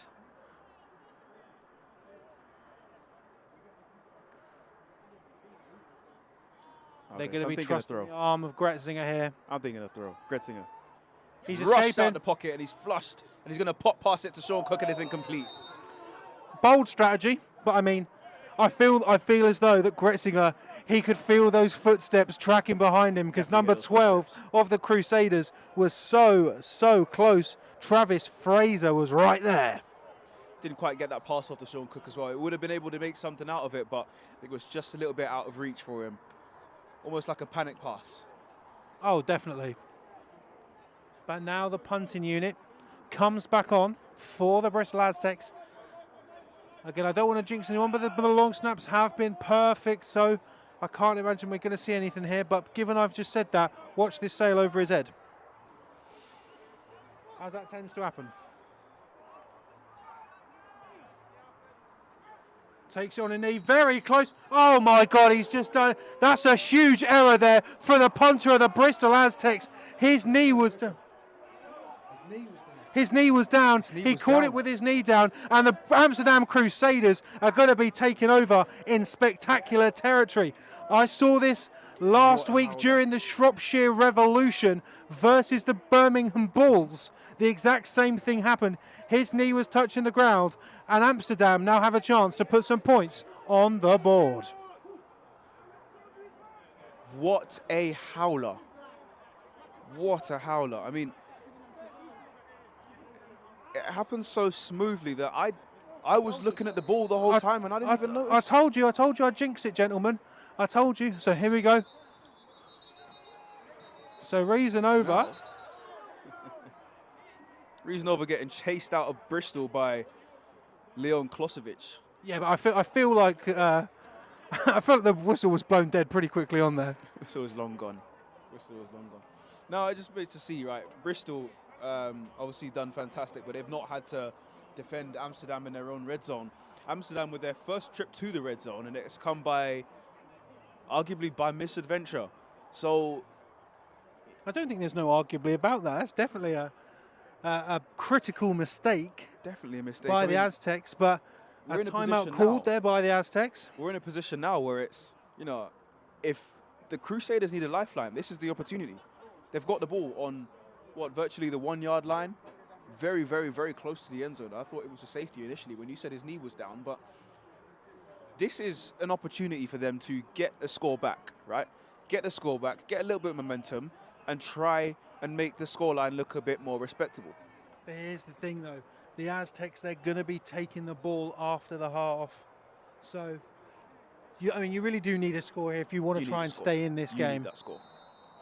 Not only do you need the score, but you need to stop the Bristol Aztecs from going up the other end and scoring before the half. And Ruchter is back in. Hands off to Reasonover. He's got nowhere to go. He's going to turn around and go back the other way. Oh, up the middle this time. He tries to jump. Does he make it into the end zone? And it's a touchdown for the Amsterdam Crusaders after a shocking mistake there from the punting unit of the Bristol Aztecs. It's a lifeline. It's a lifeline for the Crusaders at this moment in time. Are they going to go for one or two? We'll wait and see. I mean, number 6 there, he was fighting. Leanthony Reasonover, he needed with all of his being to put some points on the board, and he managed to do it there, diving into the end zone for Amsterdam. Does look to me like they're going for the one, and it is Eric Maripodi with Jordian Ruchter, the backup quarterback, holding. Now they do have another coup. Good snap, good hold, and kick is good. So 28-7 the score. 28-7. But I mean, could this now create a surge in momentum here for the Crusaders? You'd like to hope so at the very least. Now they do have another kicker, Dion Hendricks, number 4. But he hasn't been seen on their kicking attempts so far. And this is also the first time that the Crusaders are kicking off to the Aztecs. So yeah, they could do something spectacular here. We'll wait to see. I mean, if they somehow get an onside kick, recover it, there is enough time for them to go and score. See, I wouldn't onside kick it here, but I mean, if you're going to open up the second half with a kick, if that's an onside, it wouldn't surprise me. I'm just saying. Good point. You wouldn't go for an onside kick. No, I wouldn't go for one now. Score, yeah, you'd give them as little opportunity to score.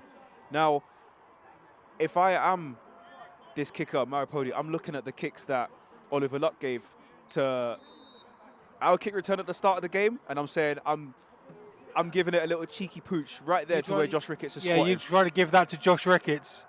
Well, he's not going to listen to you, I can tell you that. He decided to go for Onamade, and he's going to find his way up the right. He's looking for 8. Gets past 8. Skips past the man. Stiff arms 27. Gets past the kicker, and another guy doesn't quite bring him down as well. That was Jeffrey Yearlink in there that almost made the tackle, and I think it was number 8 who held on to him from the first time, Ade Jansa, who held on to make the tackle. But Maripodi there, you love to see that effort from a special teams kicker, but did get put on the floor there by the Bristol Aztecs. Made him look a little bit silly, but made the tackle and he's happy in the end.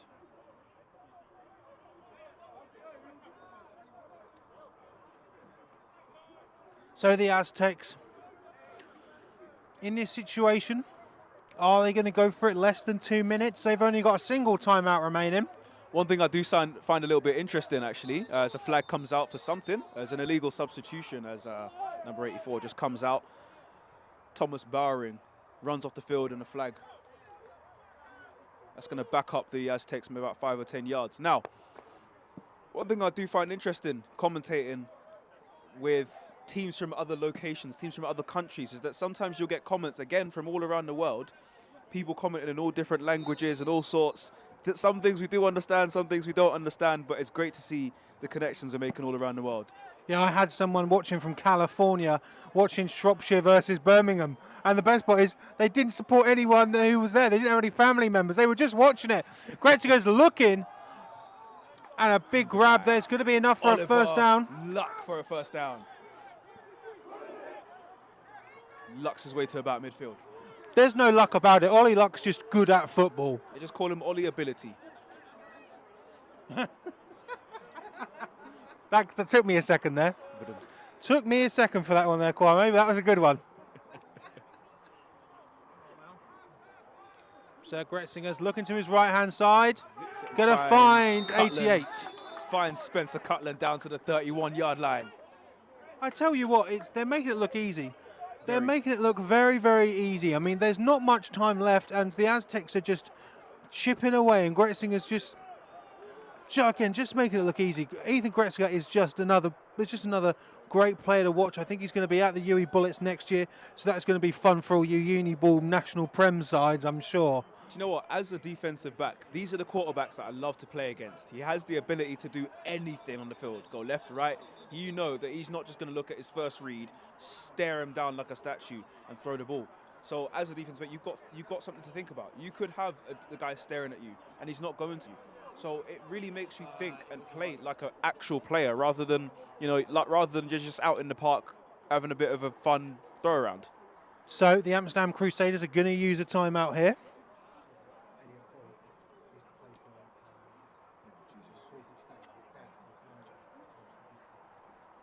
So we have got some family connections watching. Where's he watching from? He's in Boise, Idaho. Very, very nice. Nigel Hoyt, I believe he's the DC for the Aztecs. His dad's the DC for the Aztecs.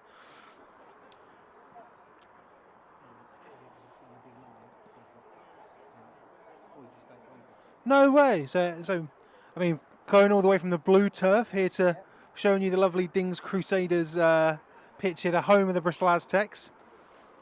I suppose both of the fields are a bit weird as well. You know, Boise State's got the blue turf, and Dings over here has the yellow wobbly lines. The yellow wobbly lines. I suppose we're both a bit different. So 1st and 10 here for the Aztecs. They're looking to put some more points on the board. They've been just slinging this ball. A bit of tighter formation here for the Aztecs. Oh no, I'm talking nonsense. Why did I say that? Just one of them? St. Robinson on the move. Gretzinger's looking into that trio on the right-hand side, but he's going to take it himself, and he's going to try and go out of bounds, and he's going to have some great space there, but dragged down. Makes it easily. Somehow the clock's running, even though it looks like to me like he was out of bounds. But that's going to be first and goal. So the clock's running. Very close to 1st and 10. Did he make it out of bounds? So let's see here. I think it's not 1st and 10. It's 1st and 10, but not 1st and goal. So let's have a look here. Is that a timeout called, or is that going to be the end? I think that's the last timeout for the Aztecs, and it certainly is. Great again, Belgium. Australia. I love seeing where everyone is watching from. I mean, this is a spectacular game. Nigeria. That's strong. I think Australia might be the furthest away I've ever had, actually. Because I remember, I think the furthest away for a long time was I had someone who watched the whole game. I think it was Oxford Saints. They were in Greece. So here we go. So not a touchdown here, but the Aztecs are going to be looking to kick it through. Cutland looking to put 3 more on the board for the Aztecs. But he's kicking directly into the sun here, so yeah, potentially could do something. I'm just trying to create some narratives. Almost blocked, but nice and simple. 3 on the board. 31-7 is the score here in Bristol. Seems to me like we're edging closer and closer to half-time as Bristol are. No, it is half-time. So, there we go. So let's talk about it, Kwame. This game, is it going in any way, shape or form what you expected? Because for me, I can tell you now, as much as I did appreciate that the Bristol Aztecs had got better over this off-season, with looks to try and hunt down their first Brit Bowl championship, coming up against the Amsterdam Crusaders here, I didn't think we'd be going 31-7 into the half. I didn't think that it would take 28 points scored against them for the Amsterdam Crusaders to wake up and get the ball into the end zone. You know, we said obviously these guys had a game last year.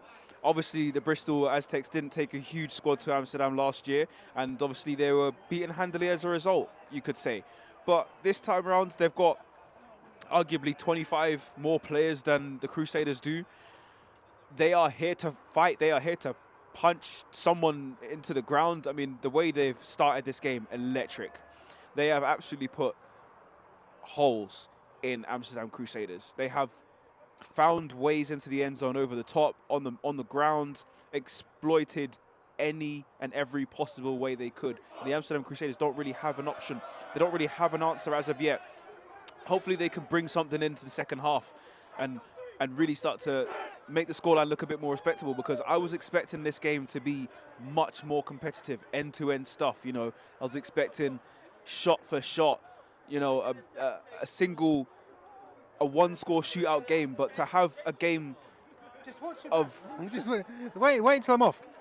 To be off this many points, this many, like 31-7, that is a huge gap. 24-point game at this point. It is still a 3-score game, and although it's not as bad as it could have been, because at one point it was 4.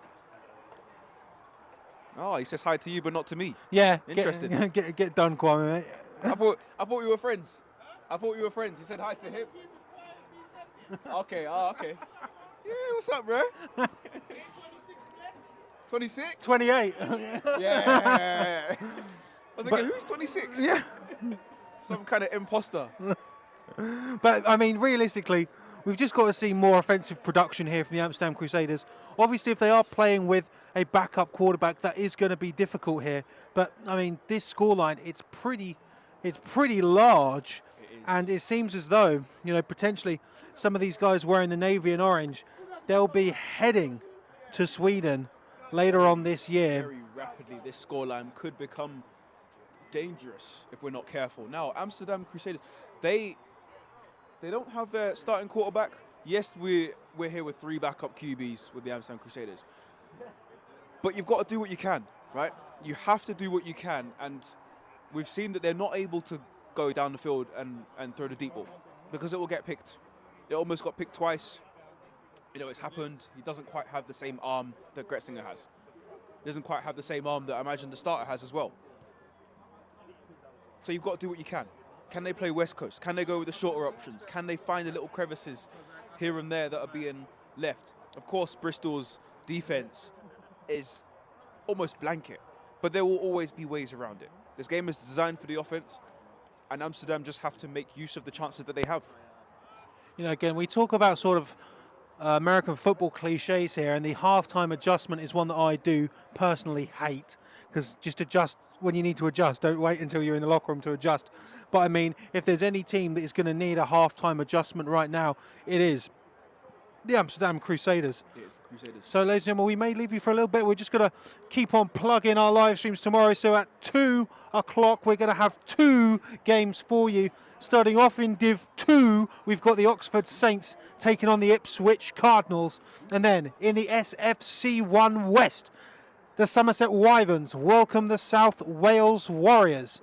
Now, South Wales, they're always a tricky team to watch, whilst on the other stream, you've got the Oxford Saints looking to go back to D1. They're going to be 2 riveting games. Ladies and gentlemen, we'll see you in a bit. I'll actually also plug it next week. I'm going to plug next week's as well. Next week, we've got an absolute barnstormer of a game coming at you live, as we're going to be going to watch 2 former Brit Bowl champions face off in the north. Yes, the north. the Coventry Phoenix versus the Manchester Titans, but that's next week. Ladies and gentlemen, we're gonna go and get something to drink, I think, and ladies and gentlemen, I think you should as well. We'll catch you back here in just a little bit. Scoreline here at half time: the Bristol Aztecs 31, the Amsterdam Crusaders 7.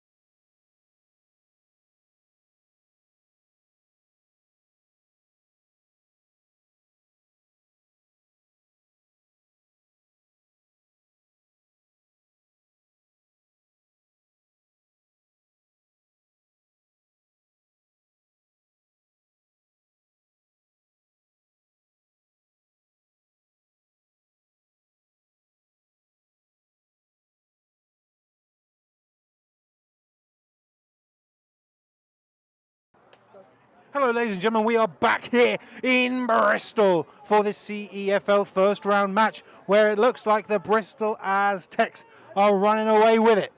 Now what the Amsterdam Crusaders need is something huge. Chris Tebbert still in the box with you, and Kwame still in the building. Still in the building. Would you call this a building? Let's not talk about it. We got kicks to see. Some kind of structure. Well, as I did say in the first half, we'll see in the first of Dion Hendricks. You did say that. That's a good shout here from Kwame. Hendricks, high boot. That's fielded by Onamade, who cuts up the middle and immediately gets brought down by the first guy there. And that is number 12 for the Crusaders. Linebacker Travis Fraser with the tackle. First blood in the second half.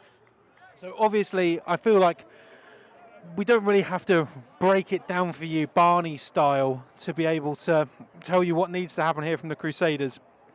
A strong defense, dominating offense. That's what needs to happen here.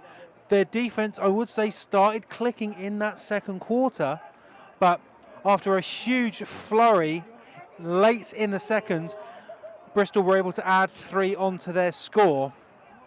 I must say, this is the loudest I've seen the Crusaders sideline. I haven't heard them make any noise for the defense or anything. Not that it really matters that much, especially at a time like this, but could that be an early suggestion that their heads haven't quite dropped and they're still here to play ball? Darius St. Robinson goes around the outside and he blasts number 8 of the Amsterdam Crusaders as he goes out of bounds. I'm going to say that is going to be a gain of about 8. Just waiting to see where the referee stands.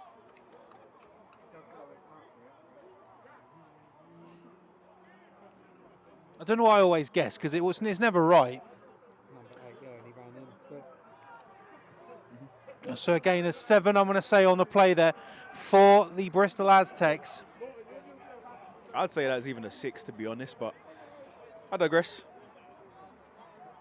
Yeah, I would as well. Just trying to make up measurements. Hand off straight up the middle there. Bounces off one man. That is going to be enough for a first down. Number 40 there Archie on the carry. Callum. Big run from the running back, Archie Callum, number 40. It just seems as though that the Aztecs are able to sort of do what they want here, because Gretzing is able to absolutely launch it, but their run game has also been impressive, and they've had a sort of rotating cast of running backs. That's the important thing, especially at the running back position, being able to rotate and keep your guys fresh. We see a lot of teams have a bell cow back, use that one guy until he's expired and then move on to the next one. Running back by committee is a good way to keep everyone healthy. As So Callum his hand takes off. another touch. Oh, but a good tackle there by number 91 of the Crusaders. Jonathan Scheuer. Jonathan Scheuer there, putting the Aztecs back behind the sticks. It's now a 2nd and 12 for the team in the navy and orange. Which is a positive start on this particular part of the drive.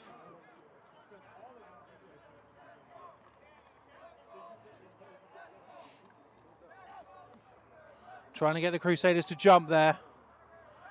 And Gretzinger looks like he's changing the play. St. Robinson is going to be in motion. Gretzinger drops back. Almost being pursued there, but that ball is out and almost picked off. Number 22 of the Crusaders got his hands to that and stops another Gretzinger spectacular. Intended for Darius St. Robinson, and Julius Dollard gets a fingertip on that, just about stops it from getting to its intended target. Great defensive play, Dollard. So 3rd and 12 here for the Crusaders. For the Aztecs, sorry, my mistake. Think about it, 3rd and 12 for the Crusaders defense to face before they can have a chance of possibly getting the ball back and maybe trying to do something. What's that look? What, the hat on the hood? Yeah. Swag, innit?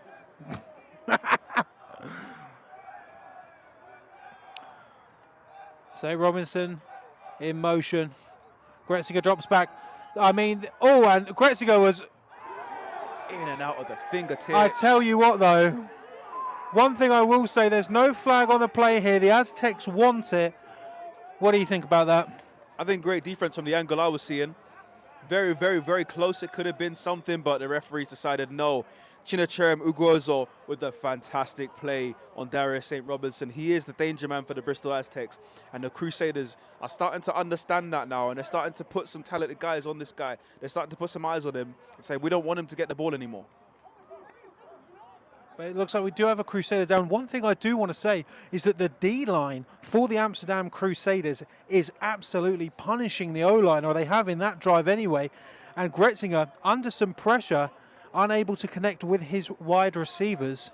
Potentially something to think about as this game goes on. Gretzinger getting pressured a little bit, and the Crusaders will be happy, and the Grows are slow to walk off the pitch after making that tackle. So I believe that's number 32 back to return this punt for the Crusaders. Jeffrey Eurlink. Cutland to punt.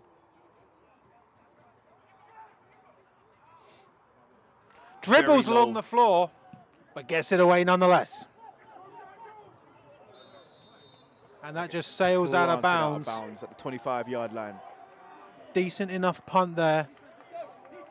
Crusaders need something magical in this third quarter. Decent enough punt. I mean, it wasn't a great punt, but I mean, it didn't. You can't really complain. You're down to the 25. Get yourself out of danger. And the Crusaders have not driven the 65 yards they would need to get to the end zone right now and score. They have not done that yet so far. So the Aztecs are in confidence right now. So if you are just joining us, the Amsterdam Crusaders managed to score after a special teams miscue from the Aztecs. And Rockder scrambling out the pocket. He's trying to find someone. Flag on the play. Good catch by number 2. Big hit, but I mean, that flag was a flying. Stanislaw Reef with the catch after Rockder was rolling out of the pocket trying to find a receiver. Everyone else seems to be covered. So a holding call on the Amsterdam Crusaders. Another great passing play there by Rockder, unable to even be chalked down in the record books, with another penalty for the Crusaders. Rockder would have used a lot of energy there. I mean, he's not a particularly fast guy. He definitely had to hurry himself out there to get that ball off. And they're going to have to do it all over again. So 1st and 20 now for the Crusaders. 3 in motion. Instantly wrapped up there. The Bristol Aztecs are doing a fantastic job of dealing with Anthony Reasonova right now. Today, he has not so much as had a first down, maybe? Has he? I think he may have had like 1 or 2, but I mean, considering that you looked at number 6 for the Crusaders coming into it, and this is the danger man, we need to lock him up. I mean, that's what they've done. They've done a fantastic job of that so far. Quick one out. 33's got it. Tries to get around number 0, but number 30 there to clean it up, though. It looks like number 30 is down for the Aztecs. Tom Seeger slow to get up a little bit, and the referee's checking him now. Olivier Lugier with the catch and the acrobatic move to try and free himself from being tackled. Was brought down, but 3rd and long for the Crusaders right now. Now, I tell you what, if that means that Tom Seeger is going to be out for the Bristol Aztecs in this game, that's going to be a huge, huge loss, as he is the man who has recorded an interception against the Crusaders today. He's the man with the danger hands, you know. He's got an eye for the ball. He's always there, whether it's run or pass. He's always in the vicinity, in the area, ready to clean up, if not to pick that ball up if it's been dropped on the ground or if it's going through the air. He will get his hands on it somehow. Now, he's up on his feet and he's walking off, so he may still be good. It might have just been a little impact pain, but of course, somebody will be on to replace him. So 3rd and 9 here for the Crusaders. Looks to me like they've brought on Daniel Bate, number 17, as his replacement. And I mean, the Crusaders, they need every conversion they can get, but it's going to be a long way for them. 3 in motion, he's going around the outside, flag on the play. And another false start. It's going to back them up a little bit more.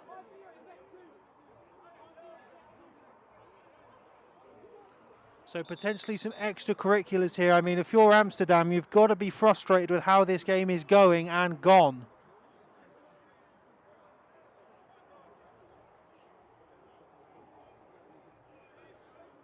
So, I mean, it was impressive for the Crusaders to be able to make the 11 yards to even face a 3rd and 9.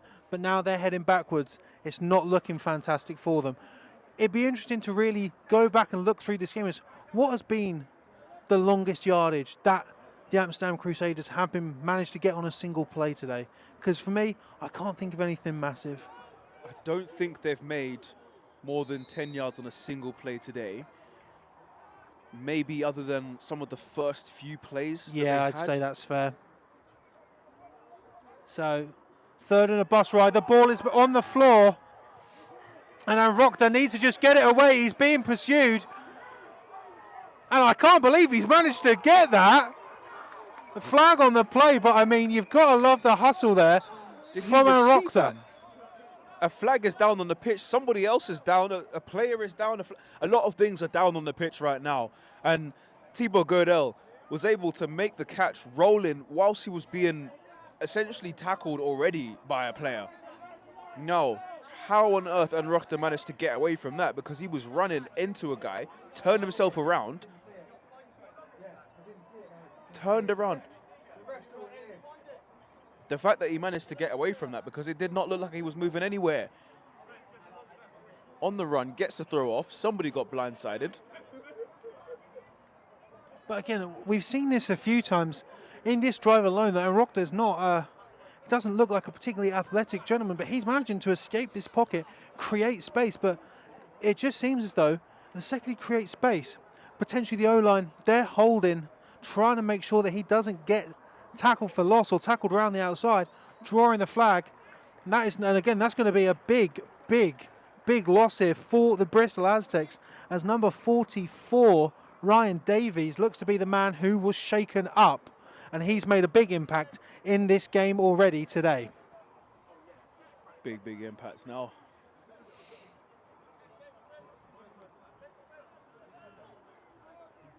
Needs to be seen. Doesn't seem to me like they're getting any positive yards out of that, because whatever was blindside block. So we believe it's a blindside. Done is going all the way back, and no. This. Well, maybe he hasn't done it yet, to be honest.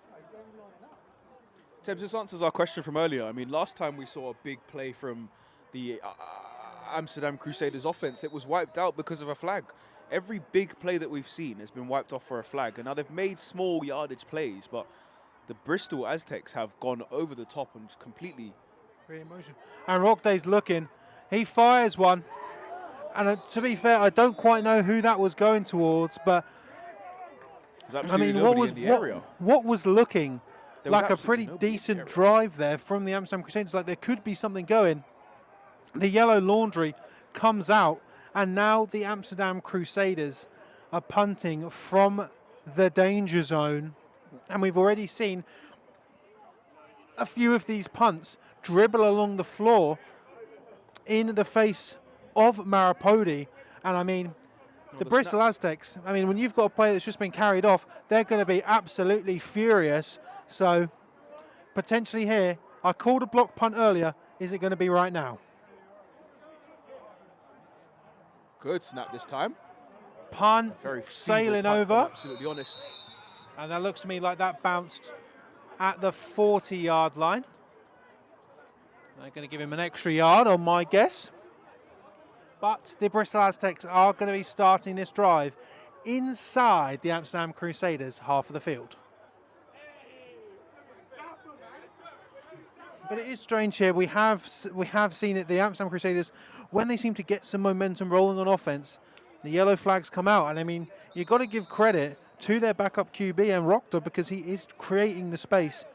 But it just can't get it done with these yellow flags. He's doing everything he can, but when they're being hamstrung, there's only so much you can do. Louis Benzi is now in the game. Has a pass intended for Darius St. Robinson, which is bobbled before he gets knocked down for an incompletion. Now this will be an interesting one now, because begs the question, has Gretzinger been benched because of the scoreline? Have they decided, the game has been done? Benzi, the former starter, is now in. To be fair, we could just ask someone. They are right in front of us. Good point. But that being said, I mean, we both know the Bristol Aztecs. We know that when the scoreline gets high, they like to bring in their backups. So That wouldn't surprise me if that's what the case is. Of course, it would not surprise me at all. And obviously to keep their guys healthy, the guys who they do have. Oh, and absolutely met there.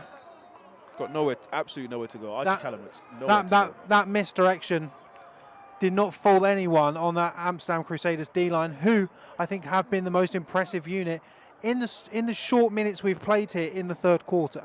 I believe Fraser and Shoyer were both in there together, number 12 and number 91 on that tackle.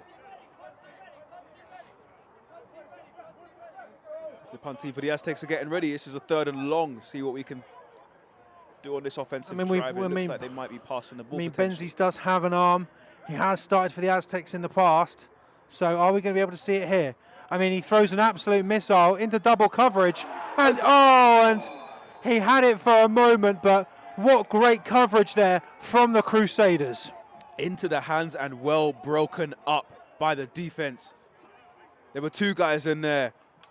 There was Uguozo again. There was another guy, I didn't quite see the number, but St. Robinson is a talent. He had that ball in his hands, but the 2 defensive backs were able to stay focused on that, knock that free, and live to fight another day.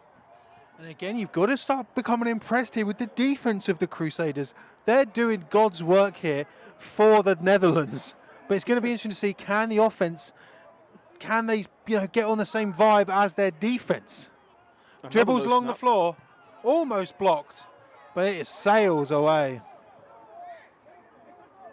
There's some fighting going on there, 17 and 8. No? All good.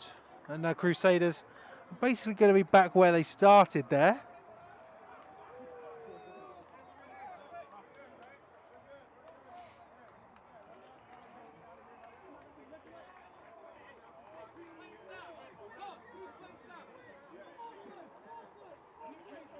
Yeah, very interesting point you made earlier about that, Tebs. Actually, the defense doing literally the Lord's work at this point, keeping the Amsterdam Crusaders in the game at this point. I mean, when you look at the first quarter, Bristol bang, bang, bang score. We've seen nothing so far. Nothing since. The Crusaders' defense has really warmed into this game. The only problem is the offense hasn't. So, and Rockday again, he's scrambled out of the pocket. He's trying to find someone, and he almost did there. They're not going to call that inbounds. Bounced off a Stanislaw Reef. Believe it bounced off his hands. Couldn't quite haul it in, but this is the problem when your quarterback is constantly getting rushed out of the pocket because there's no space for you to look through your progressions. You're finding things on the fly and those stories are not as accurate. So 2nd and 10 here, and Rugden managed to get rid of it, but no yards on the play. 3 in motion around the backside. High snap, that is sailing into the end zone. He's in a foot race with 4. That is sailing, and that goes out the back. Clap your hands together if you're a Bristol Aztecs fan, because that's a safety, but there is a flag on the play. George Rhymes, hungry as ever, barreling down on that football. When that came out, he was in prime position to get that. He was in prime position to make the touchdown, and I believe Rezanova had to come racing across and knock it out the back of the end zone, seemingly for a safety, and that might be what the flag is for.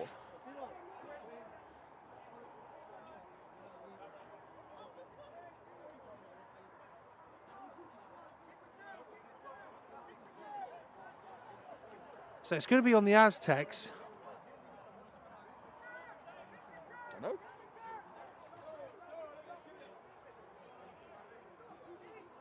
Interesting, because some of the Aztecs players are calling for the kick return, indicating that the safety would have counted and the 2 points is good. But the flag seems to be on the Bristol Aztecs, which means that it won't be a kickoff. The Amsterdam Crusaders may have a lifeline and may have an opportunity.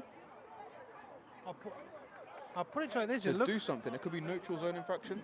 I mean, I'll put it like this. It looks like Enrockter's still out there, and so is the Anthony Rezanova. So. And it looks like it's going to be a first down for... End of the quarter.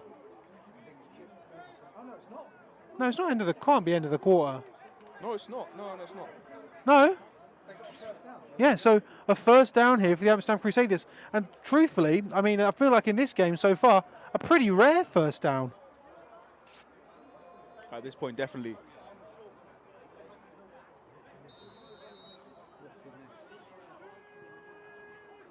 Not good.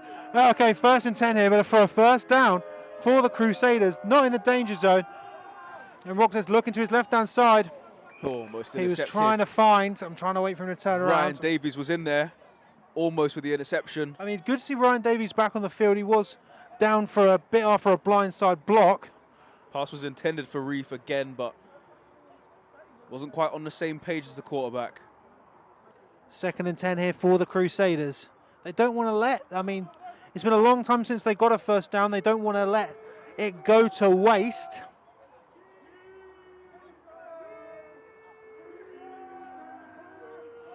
And Rockdead flowing, looking for number 2, but Again, he wasn't looking. again, number 2 just did not get his head round in time. But It's almost again, as if it was nobody got close. their head round in time because the defensive backs as well were just out of position.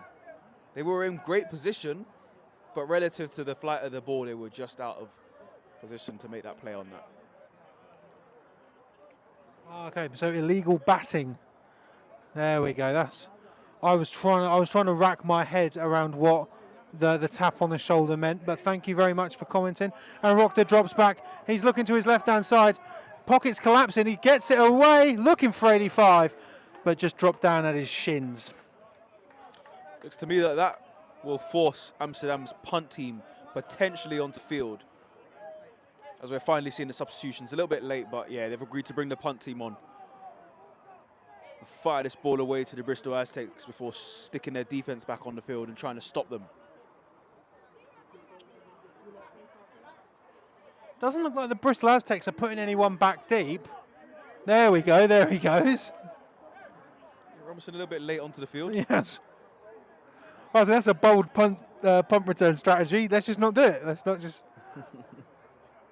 I've seen it before. I've seen teams go 11-man to block it. Okay, long snap is perfect. But the punt's Punt's not. a bit of a spinner. Takes an Aztecs bounce. Nice and dramatic there from number 12 of the Crusaders. And the Aztecs are going to be taking over the ball in Amsterdam territory once again. Not by a whole lot, but still inside Amsterdam territory. Again, it just seems as though Amsterdam's offense, they start to get rolling. Just I mean, completely hit a brick wall. Do you know what? They Do you know don't what seem to this means? I'm going to hit you with another one. You ready for this? Yeah. Amsterdam, they're all lowercase. Do you know why? Why? They can't capitalise. Unbelievable stuff. Do you like that one? Ooh, Amsterdam is the capital of the Netherlands as well. Interesting. So it's a handoff, 231. He's going around the outside. He's going to have... I mean, it's going to be close for a first down there. Very close to a first down, Joey Ampoma. Let's see. It doesn't look like they're going to be moving the sticks. Looks like he is going to be facing a 2nd and inches. Benzie still in at quarterback for the Aztecs. It's starting to get slightly chilly here in Bristol, as you do.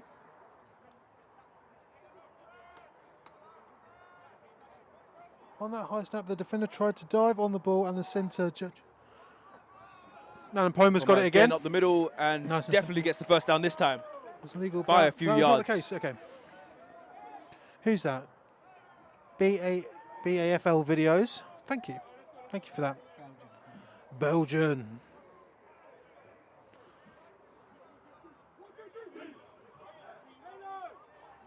So a fresh set of downs here for the Aztecs.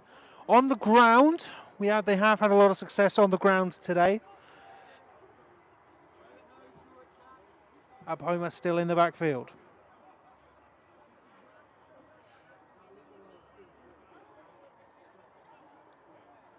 This time Benzie's looking long, looking for 85. Just unable to bring it in. But I mean, 1st and 10, you take a shot, why not? Oliver Luck there. Had a little bit of space, a little crevice, a little gap there. Had a Marwan beaten by a step. Wasn't able to bring it in. I mean, Ollie Luck is so rangy. He does feel like those arms maybe dislocate the elbows to get an extra couple of inches to be able to catch these balls, but unable to bring it in there. 2nd and 10 for the Aztecs. Are we sure he's not related to Andrew Luck? I haven't asked. Fun fact, Andrew Luck's dad is actually called Oliver Luck. That is true, actually, yeah. And he used to run the UFL. the XFL, I think. CEFL, yeah, No, he did, yeah. He did. So here we go, going to Ampoma again, cuts up, looking to the left-hand side, breaks one, goes for a stiff arm on 32, but 32 able to get him out of bounds.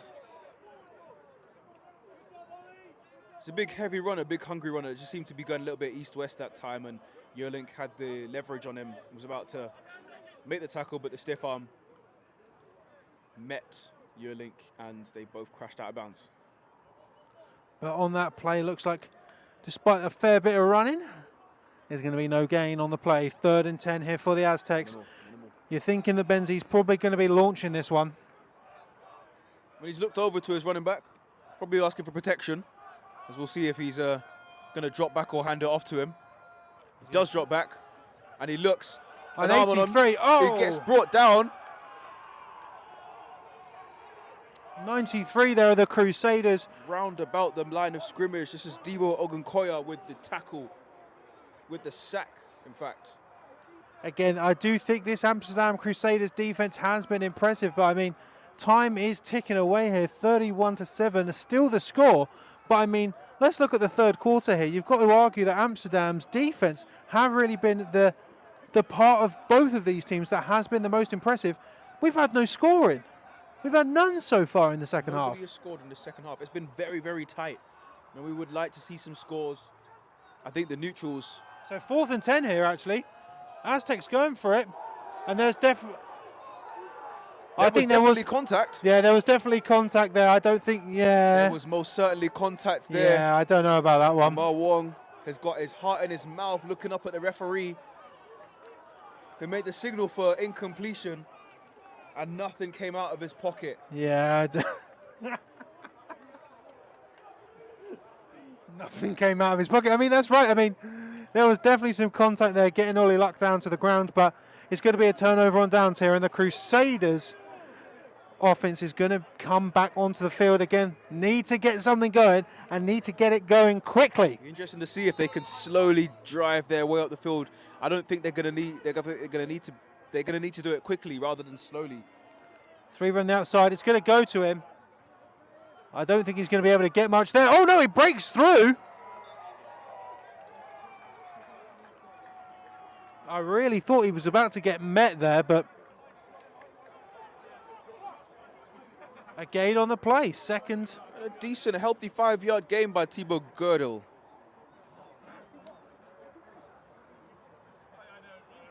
I mean, where have plays like that been all day? Well, I mean, someone did say that Amsterdam were going to bring in their starters in the second half. These are the same guys that were in the first half, but maybe mentally they're different. Yeah. Okay, so Rock there drops back, just fires it for number 3. But boom, Joshua Ricketts, absolutely abominable was that tackle.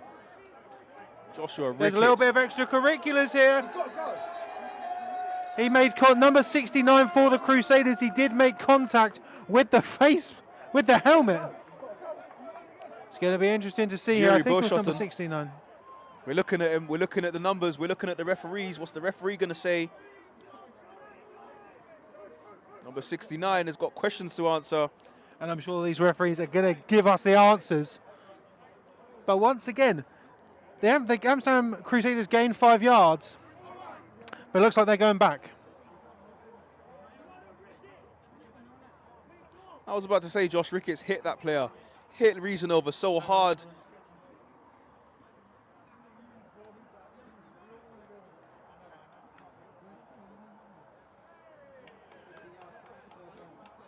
So 15 yards, third down. 50 yards. Again, that good 50 5-yard run. Forget about it.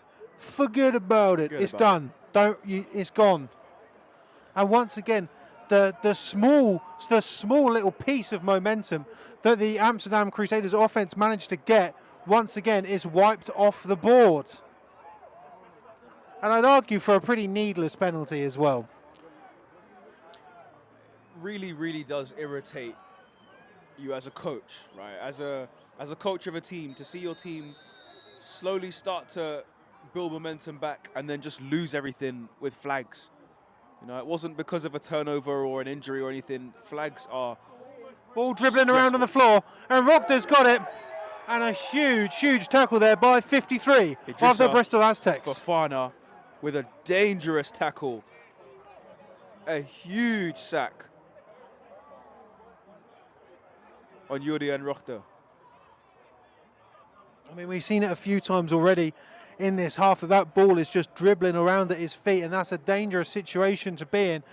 And now the Crusaders are going to be punting from their own 10, it looks like. From about 30 yards back from where they would have been originally. And I mean, you have to look at it. There's going to be a case of we're going to have to start going for this on 4th down if we want to win this game. But I mean, not on this 4th down. No. I know that they've travelled across the seas to be here, but they're staring down 4th and a flight.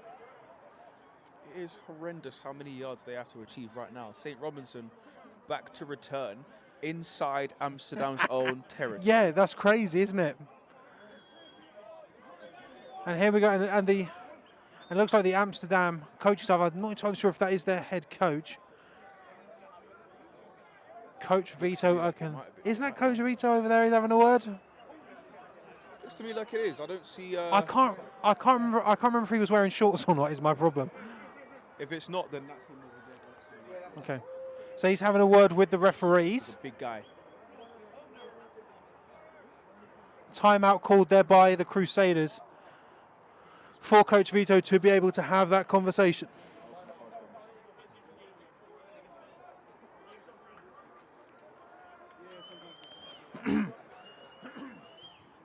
So Maripodi is standing in the end zone of the Crusaders. And he's going to need to get this away. We've seen some bad snaps already from the Crusaders in terms of the long snap. This is going to need to be absolutely perfect.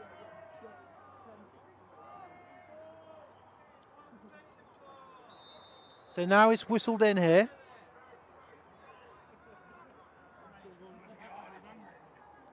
Good long snap. Ball is absolutely pelted, but it's going to drop inside of the Crusaders' side of the field and take a little bit of a Bristol roll. And the Aztecs are going to be taking the field inside of Amsterdam territory one more time. But let's talk about it. The Bristol offense, they haven't really done much recently. I mean, the score's 31-7. Let's not forget about that, but they just haven't really done much. And it just looks like the D-line, and to be fair, the cornerbacks and DBs of the Crusaders are sort of dictating the play when the offense for the Bristol Aztecs is on the field. I think the Crusaders now, they know that the Aztecs have the ability to completely crucify anybody through the air. And they've taken a beating in the first half, enough of a beating to understand not to get beaten through the air. So now they've started to really clamp down on these long passes over the middle. I mean, it's a little bit different having a backup QB in, but this big guy here absolutely trucks him. Sean Vaughan, number 90, a running back of that size should not be a running back. That man, the head coach of the Cardiff Cobras, he knows American football adversary, and I tell you what, he's taken all his aggression out now on the Amsterdam Crusaders. Do you know what? One thing I will say is, as a defensive player, especially as a defensive back, when you are down a few scores and the other team subs in their running back and he's enormous like this guy is, Vaughan, who gets a few more yards and gets a first down now, close to the red zone, when the running back is that big, it is very, very tough to deal with mentally. I mean, it's one of those things where when you look at Sean Vaughan, like, in person, when he's not in his, American football kit, he doesn't look like that hench, but then you look at him now and he's like, that is a cannonball of a man. I mean, partly because the jerseys are tiny, they all look like crop tops. That is true. That is very true. Good pick up there. Goes out to Petrie. Petrie making people miss. He's very, very good. And that man, he's very, very elusive. And that is going to be a big, big play for the Aztecs. But I'm not entirely sure if that is going to be a first down for them. Not quite a first down. I think about maybe 8 or 9 yards gain. It looks to me about a healthy 9 yards, maybe even 9.5. Yeah, it certainly looks that way. Very close to that first down marker. I mean, this is where, just give it to Sean Vaughan again. No? This one, I think they will. Just let that big man punch it straight up the middle. Yeah, it goes back to Vaughan, making people miss, but Fights his way inside the 10. Is he inside the 10 or is he just outside the 10-yard line? It's So yeah, he's going to be very just close to outside. first and goal. It is first and goal as Oh, the chains have first gone and goal. down. My mistake. And he's out. I just saw the referee doing the come hither hands over to the people with the sticks.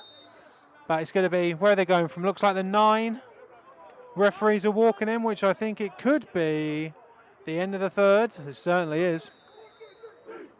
So, I mean, I feel like the third quarter here, that belongs to the defense of the Amsterdam Crusaders, because no points scored for the Aztecs. Don't get me wrong, it looks like they're going from the 8-yard line of the Crusaders now. Looks like they're probably going to get it here, but I mean, no points scored for the Aztecs. That's pretty huge for the Crusaders. It was a good 15 minutes from them. It was a good 15 minutes from their defense. Big change from, having conceded. You're looking at 17 points in the last quarter to go from 14 points to 17 points to 0. It's an improvement. It's an improvement to say the least. Now, of course, you've got to do it all over again.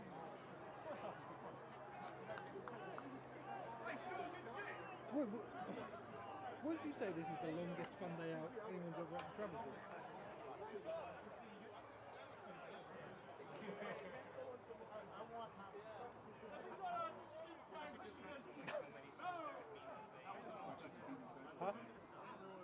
Huh? It was. So here we go now. The Bristol Aztecs going from their own 9-yard line here, looking to put some points on the board. They didn't manage to do it in Q3. But I mean, what a way to kick off Q4 if they manage to do it here. Benzies is rolling out to his right, looking to get across. And just like that, wide open. Nice and simple. Absolutely wide open. Joshua Petrie. Nobody was covering him. Absolutely nobody was covering him.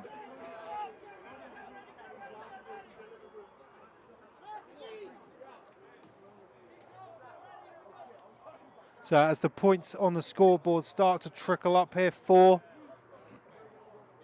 the Aztecs, I mean, it's the fourth quarter now, and I think there's some people sat in the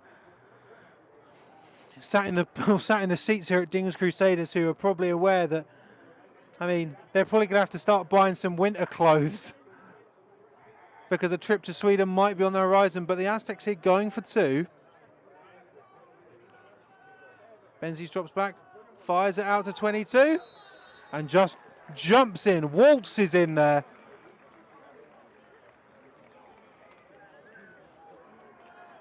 And once again, I do have to say I did not see this game going this way, because it has been all Aztecs. All Aztecs. This sun has well and truly set, but Aztecs are still shining. I was going to say, would you say that the Amsterdam Crusaders is their sunset set for the CEFL? Yeah, I think their sun is set for the CEFL. Maybe for the BNL, they're still wide open. They've had 4 wins. Not in the BNL, AFBN now. AFBN. Yes. I apologise. It's fine, don't worry. Oh, apologise to me or apologise to the people? Everyone, I guess. Whoever wants an apology. Whoever wants an apology, you can get one. Whoever wants one, you can get one. There's a yard marker put in the wrong place. Not a marker, sorry, a line. They rubbed it out and tried to correct it. Where? Oh, yeah, I can see it. Thank you, mate.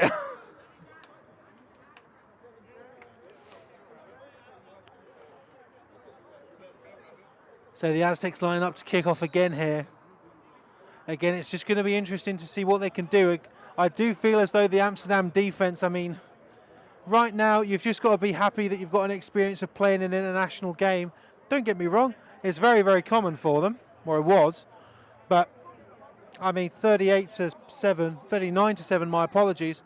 Now he's going to be returned here by 14. Breaks one. He's going to have some good space. 17's just going to take him out of bounds. Good return, though. Sian Sanchez. Late flag on. Oh. Very late flag. I swear, if this is on the Crusaders, I might lose my head. It just seems to me like their morale has been well and truly deflated.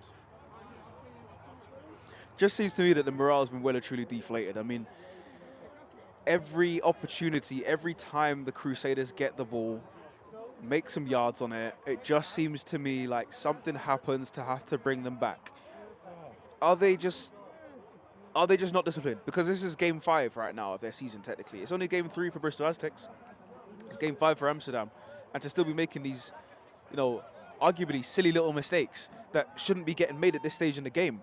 I mean, seeing Sanchez there, he had a great return. And once again, a great play from the Amsterdam Crusaders on the offensive side of the ball. Well, it's gone. It's gone again. Can they get something going here? Can they put some points on the board? High snap, 6, goes around the outside, fits through a small gap. 27's right there.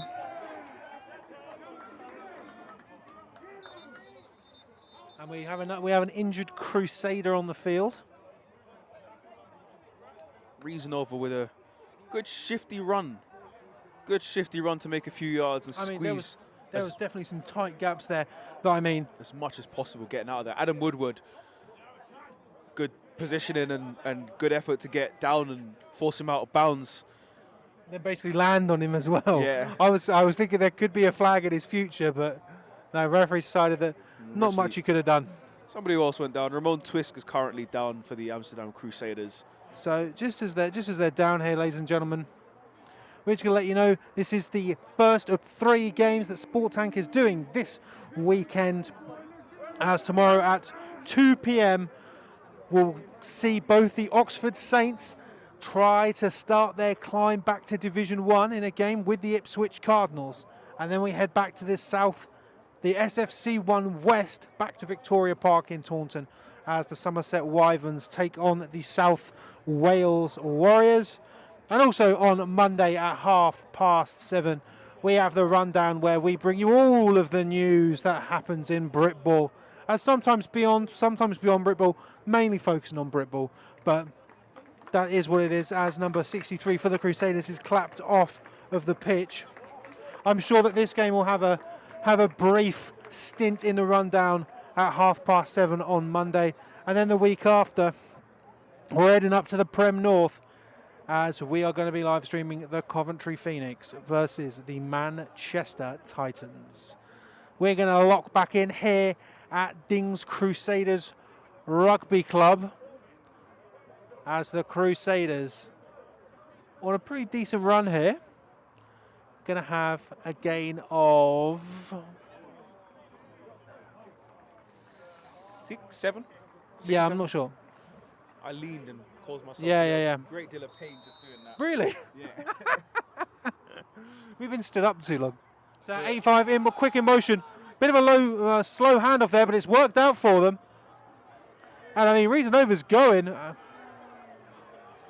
Seems to have got driven. Fresh set of downs. Back got about driven 8 yards back. there, but this is probably the biggest run, the biggest gain of the Amsterdam Crusaders afternoon so far, to be honest. If I'm looking at about 10-15 yards. I mean, obviously flagless, of course. Of course. Obviously flagless. I mean, I feel like that's probably where potentially Bristol maybe bringing in some of their backups here. We've seen some more of the play that we were expecting out of number 6. So fresh set of downs here for the Crusaders. Can they get something going? He's gone to 6 again. No, he hasn't. No. They can do Rockday still got it, and he's running out wide, and he does the Shadul Sanders. Unbelievable stuff. I've been wanting to use that line all day long. He's a bit slow to get up, but there is a quarterback who he reminds me of, and not in the way that I was thinking initially. I mean, Rockday there. Looks like he's got something going there. He's holding his knee. He seems to be a tough soul. Looks like Rockday's trying to come out here as Mikhail Bruev is coming onto the field. No, they're sending him back out. And now he's and Rockday is coming off. And Bruev, is Bruev coming on? I think he might be getting a play. Yeah, okay, so Bruev he's coming in. We did see Bruev slightly towards the second quarter, and you do love to see it, the Amsterdam Crusaders sideline. They're all applauding that Bruev is on the pitch. He's finally come in. And Dan Rockday's come off. And Rockday kind of reminds me of Ben Roethlisberger when he was scrambling. Yeah. In his heyday, or to be honest, in his late days, after he'd lost. So a bit of a high snap there. Bruev keeps control, and he just fires it out there, tried to get it to Riesenhofer, but unable to get it.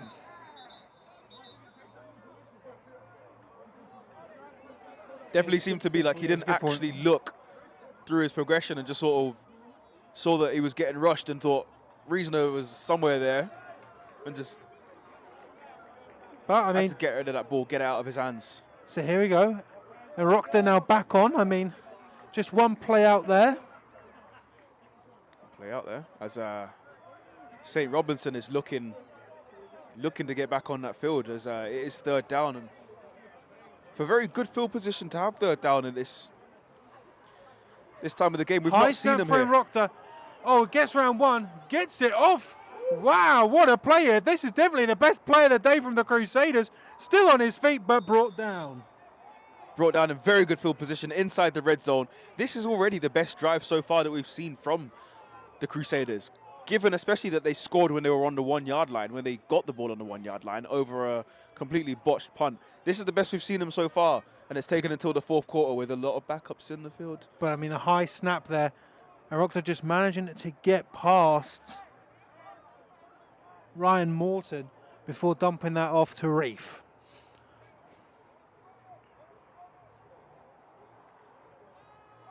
And Rockday's got it, firing to the right-hand side. They might have that. No, knocked away. But just out of reach of Eunice Kawas. I stand corrected, that's Olivier Lugier, number 33. 4 substitutions now for the Aztecs. 2nd and 10 for the Crusaders. In what has been definitely their most impressive offensive drive so far today. So Rockday drops back, looking right-hand side. He's got a receiver, breaks one. And that's going to be another first down for the Amsterdam Crusaders, or at least it looks that way. John Hanbury for the first down. Good catch and run. Good effort to stay on his feet after the first hit. Yards after contact, gets himself down, and he is just outside. Yeah, that's going to be a just first and goal. Just inside the 10 for a first down. Where are they going to put him? Would you say that's 6, 7? I think around like the 9 or 10. Close to the 9, 10 yard line. Are you sure? Very close, yeah. Again, it's all about the angles, isn't it? Yeah. Those remember, they're all backwards, aren't they? They're all a few yards back. Let's lock in. It doesn't matter. It's first and goal. So it's going to be a handoff to number 6. Flag comes out. Flag comes out. Yeah, that's going to be on Amsterdam. I think there was some unnecessary roughness after the play was over there. I don't know who it was, but I just saw a Bristol Aztec hit the floor, and seems that way. And it looks like the Amsterdam Crusaders. Yeah, blindside block there on Amsterdam. So what looks to be that was reason over in there, to be honest. I think it was number 17, Urakai Achtoven. Well, as it stands now, they're heading backwards from what could have been their second and arguably most impressive scoring opportunity here today. Huge opportunity, and now questions will be asked. Questions will be asked about this Amsterdam discipline. The coaches on the way back, they will definitely have this talk in their next classroom review session or wherever. So I'm going to say that is going to be a... Sorry? 33 did the blindside block. Thanks, guys. Lugier. And that looks to be a first and goal from the 19, I'd say. Yeah. A5 in motion. Handoff up the middle, but the Aztecs... Nah. Urakai Achtoven has absolutely nowhere to go.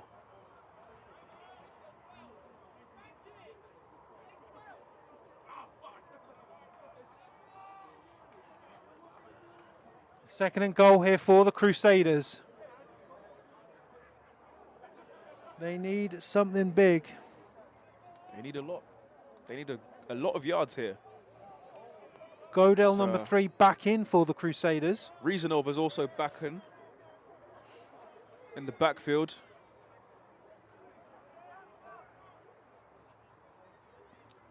So Rockday drops back. He's looking to fire right-hand side. I don't know why he had some hands on it. Did he catch it? I think he made the catch, but it was out of bounds. Well, it's so straight. That was a very, very strange, because it looked like he clapped the ball, and then he released his hands and then tried to catch it again. He didn't quite get it properly in his grip the first time. I think he just tried to adjust and during his adjustment, he may have stepped out of bounds because he was in bounds originally. But again, you can definitely tell these Crusaders wide receivers, and to be fair, all their players, they're really trying here. They really want to get some more points on the board. This is big because one play realistically to make 20 yards or 2 plays. I mean, they've got to be going for a high snap. And Rockday's got it. He's going to roll out to his right-hand side. Being chased by Fofana. Flag on the play. Brought down by Fofana. Big sack, even though there is a flag out. Now, it wouldn't surprise me. We've seen it a lot of the time. When Rockday's rolling out, the holding calls are coming in thick and fast. And it wouldn't surprise me if we are about to see another one. And it certainly is. It begs to say, I mean, when the QB... Not surprised it's declined. Yeah, he lost yards. When the QB is rolling out, the offensive line obviously they don't know that the QB is rushing out at that particular moment. So initially it is hard to adjust to think suddenly you've got a defensive lineman trying to get past you to suddenly run in the opposite direction. I understand why there's so many holding calls. It's difficult, you know. I've played O-line before, and it is difficult to not want to hold or keep it there for a little bit longer. As we look now at a 4th and goal from the 27-yard line. What do? Go for it? Or do you try to just run and get as many yards No, as possible? I go for it. Put it all on the line. And Rockder's scrambling out, but he is sacked there. Number 99, Adam Eckhart. Adam Eckhart, another Cardiff Cobra coming in here and wrecking shop for Amsterdam. And now the Bristol Aztecs are going to take over. Their last offensive drive did end in a touchdown, but my lord, was that third quarter all Amsterdam Crusaders defense. Now, from having watched, 3.5 quarters so far, I think out of the 4 units, not including both special teams, the 4 units being both offenses and defenses, I think the Amsterdam Crusaders offense is arguably the weakest link of the 4. So there was a back that sprinted right in there, but Ampoma has got it, and he's got space. He's off to the races. He's off. He's going. He's going. He is going. And he is gone. 31, putting points on the board. Whistles come in, and a flag all the way back there. Stressful. I can feel that smile on Ampoma's face as the gap opened up and he went off to the races. But that flag is coming back now for the Aztecs, but dirty laundry on the field to break Bristol hearts. Considering they're 30 points up, it's not really a heartbreak. It's more of a 32. mild inconvenience. One good play, and obviously number 31, Ampoma, he's gonna be taking a play off at the very least, because that was a hard sprint, even for an athlete such as him. Of course, Salik is back in the backfield. And he caught the 2-point conversion for the Aztecs. It's really going to frustrate you as a running back, seeing a long run get chalked back because of a flag and now someone else is in. I mean, I tell you what, as a centre, I hated it. So that goes to 22, and he's got space, but he's brought down. But what a great run that was. I'm going to take a quick guess. I'm going to say about 16 on that play there. So it's going to now bring up a much more manageable yardage situation here for the Aztecs. Now, if I'm the Aztecs offensive coordinator, I'm putting Ampoma back in and letting him, there he comes. He's running right back in, and he's ready to make that same play again. So a ref's timeout here. I think we got a... So the player's gone in. We have got an Aztec down on the other side of the field. Salik, because he's the one I don't see standing up. Where is he over there? No, I think you're right, Kwame. I think you're right. Jasper Salik down.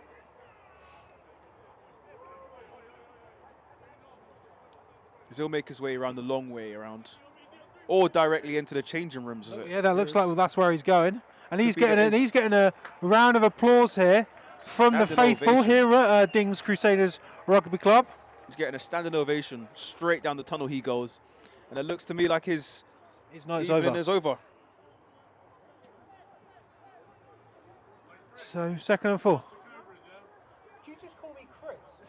Don't use my government. Cobras suck. Mate, Cobras don't suck. I love the Cardiff Cobras. And to be fair, I did shout that out because that was Adam Eckhart shouting at me to shout out the Cobras, which I already did. 99. And Pombo in the backfield. Can he do it again? No, they're not going to give him the chance. Let's throw Benzie's this going to time. throw it.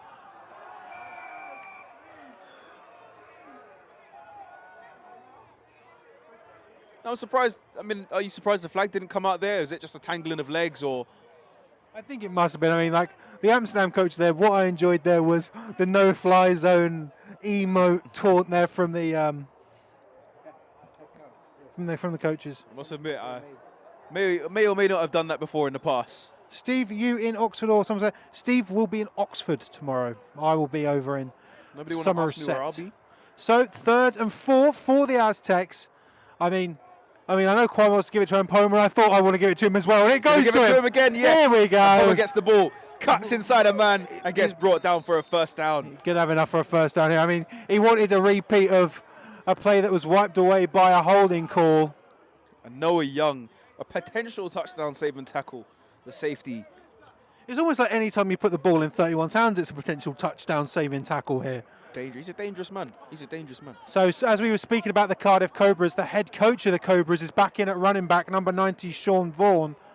He's the head coach. He's the head coach of the Cobras, mate. Yes, he certainly is.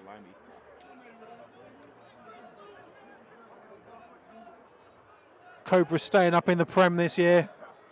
And it goes to Vaughan again. Oh, and what a great read there by number 12 of the Crusaders. They knew they were going to be giving it Travis to the big Fraser, man. the first guy to actually tackle this big man, number 90, for anything less than positive yards. I tell you what, Fraser has been a shining star here on, a pretty good defense here for the Amsterdam Crusaders. I'll be honest, both sides of the ball, he's been one of the brightest spots for the Amsterdam Crusaders. There's been a few names that we've mentioned a few times here and there. Of course, the quarterback and the running back are always going to get named. But when a player on defense is constantly being named, it's because he's constantly a threat. So Sean Vaughan going out wide. My word.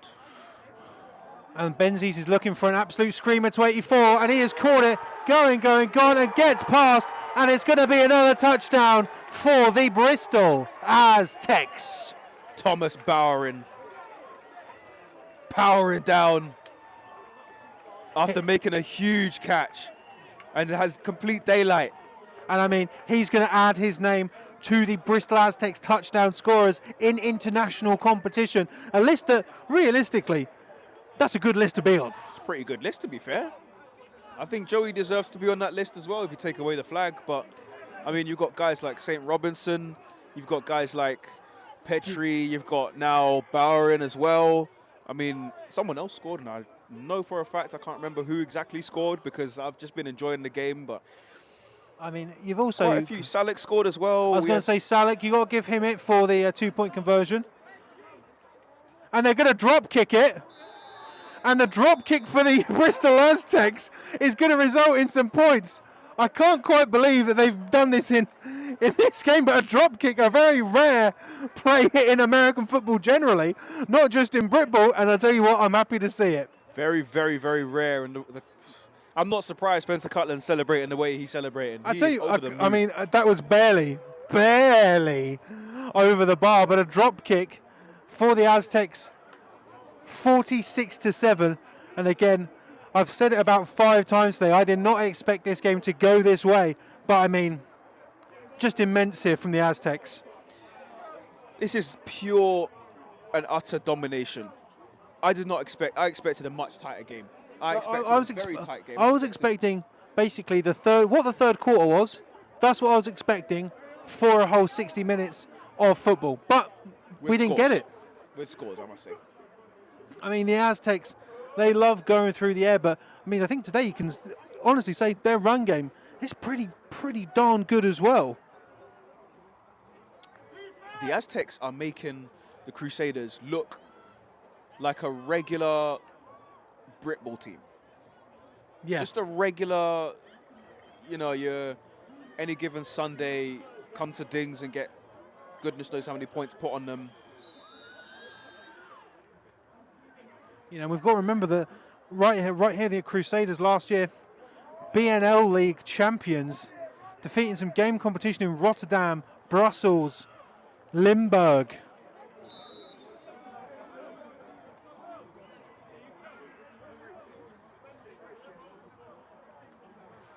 But I think, obviously, the next step, now, I've tried to sort of avoid talking about it today, but, I mean,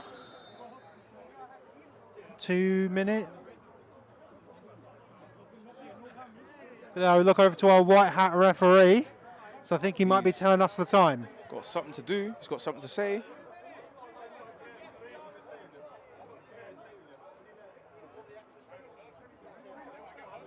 Yeah, so 2 minute warning. I've got an interesting one. I'm going to look over to Steve for this one. Steve, I heard someone say down there that they're in a running clock. Are they? I don't think they can have. It's not, but I don't think it's Brit Ball rules where if you go 35 points up, this is CFL. This is serious rules. If you go down, Reasonover's got it on his feet. He's looking to throw it. Oh. And I mean, that would have been a mad play if that would have come off. It was almost caught, but just juggled. It just seems to me like everything is going through Reasonover.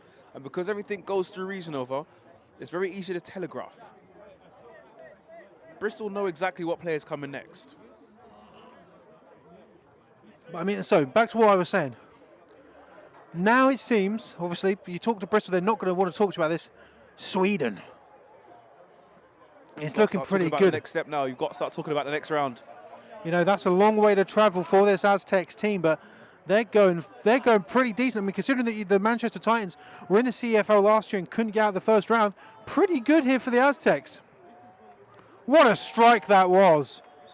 Flag on the play. Attack on a few extra yards. Yeah, looks like face mask. Yeah, looks like 42 is going to be giving the Crusaders a little gift of 15.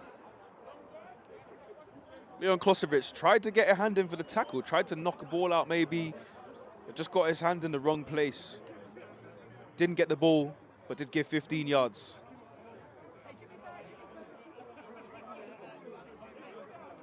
Yeah, it's going to be a face mask penalty here on the Aztecs.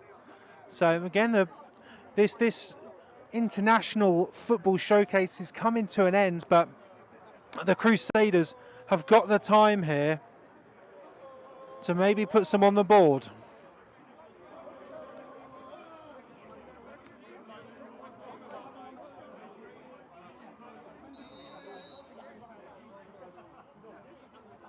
So Bruev in at QB now. Can he bring points to the Crusaders? Fires it. I mean, it wasn't wide open, but just didn't quite. I mean, it wasn't too far off. I do genuinely think that if Amsterdam were a lot more disciplined today, we would have a much tighter game. I it just completely seems agree. To be like, yes, Bristol was shutting down Amsterdam for everything they have, but Amsterdam were also shooting themselves in the foot. Completely agree with that. I completely agree. It's been Amsterdam have been able to get themselves into positions where we're up here saying, "Oh, look at this," and then the yellow laundry comes out. So 2nd and 10. You can tell the Crusaders are firing this ball, looking for the end zone.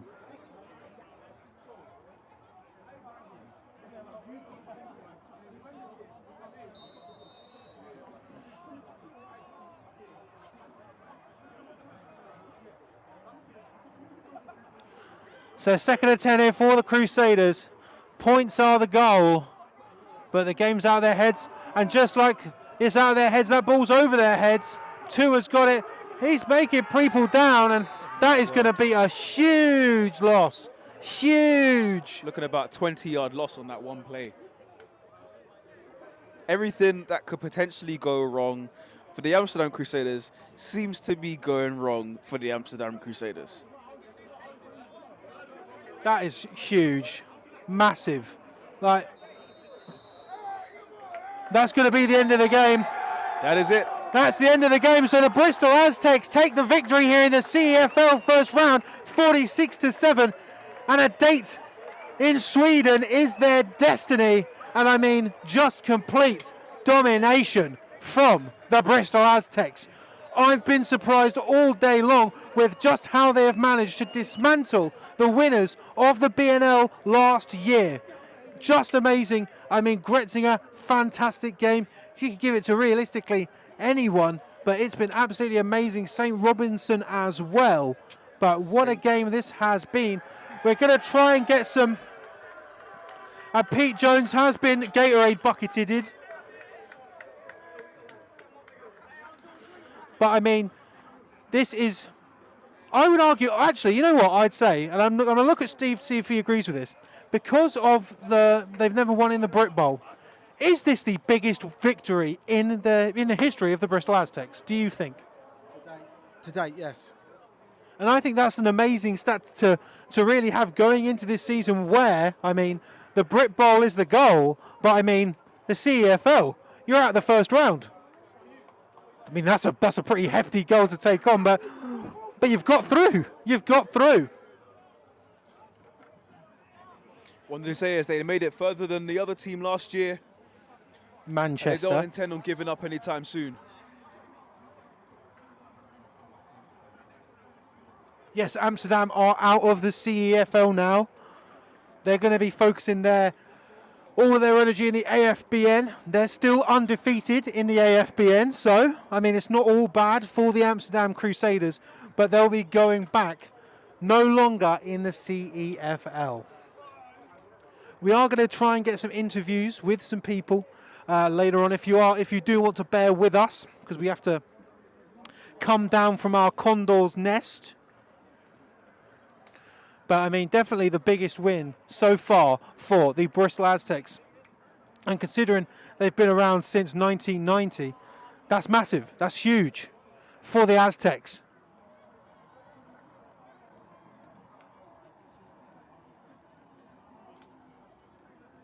So, ladies and gentlemen, if you want to stay with Sport Tank for some more football action tomorrow at 2, we've got 2 games coming at you. With the Oxford Saints taking on the Ipswich Cardinals in Div 2. Then in the SFC 1 West, the Somerset Wyverns host the South Wales Warriors.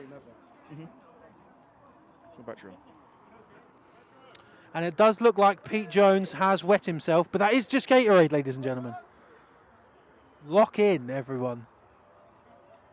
But a good crowd out here at Dings, so thank you for everyone who came out if you are going to be watching this back.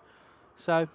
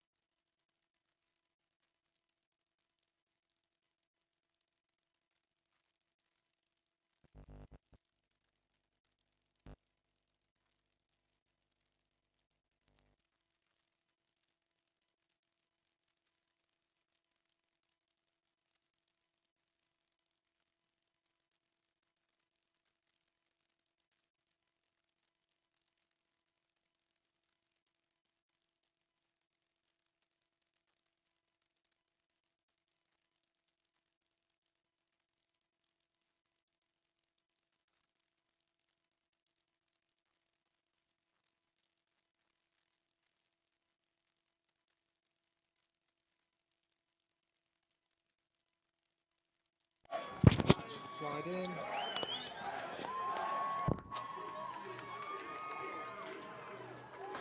Trying to turn it on.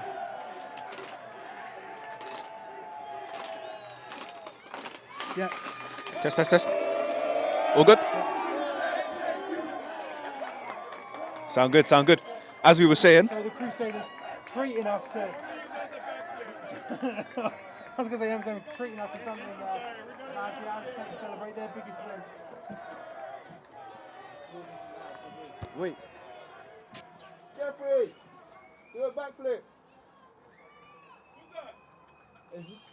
You don't know me. Hello. I'm commentating. What? I'm commentating. I've been commentating, innit? I don't actually know you, and I've got your name on the thing, innit? I got you. Hey, well played. Okay, so hold on. Show me the match. So, Kwame, I did say to you, what does this win mean for British football before we were cut off? So, what do you think this win means for British American football? I think this game has been a big eye-opener for the British community, American football as a whole in this country has been huge. A lot of people have the belief that Britain can't compete with other countries. Of course, we know how good the big hitters are, Germany, Austria, all sorts. You know, we know that they have talent in those countries. But this really shows Britain has talent. When guys come to the UK to play, a lot of people think it's going to be easy as someone's taken over the... Okay, fair play. You know, this is definitely going to put them on the map. Of course, Bristol now has to go to Sweden and play, of course. They're going to have to give it everything they've got. And if they win, it will put Britain on the map even more. The whole of Britain, not just Bristol, of course. As we know, there are other teams that can compete with Bristol. But I mean this, as a whole. Yeah, I mean, you've now got to look at it like... Yeah, I mean, the Bristol Aztecs, they've got obviously a big season ahead of them because the London Blitz, they look good. The London Warriors, they look good. But now they've got Sweden to deal with as well. But realistically, I think this may be a bit hyperbolic, but I mean, it feels like the sort of the growth of British American football is right now leaning a bit more towards the navy and orange. It is definitely, but I mean, I think the growth of British American football as a whole is growing because all the teams are getting, we know how much better Bristol Aztecs get every year. We know that the London Warriors get better every year. We know that the London Blitz have got a lot better this year. And we know that other teams who aren't even in the Prem have got better this year.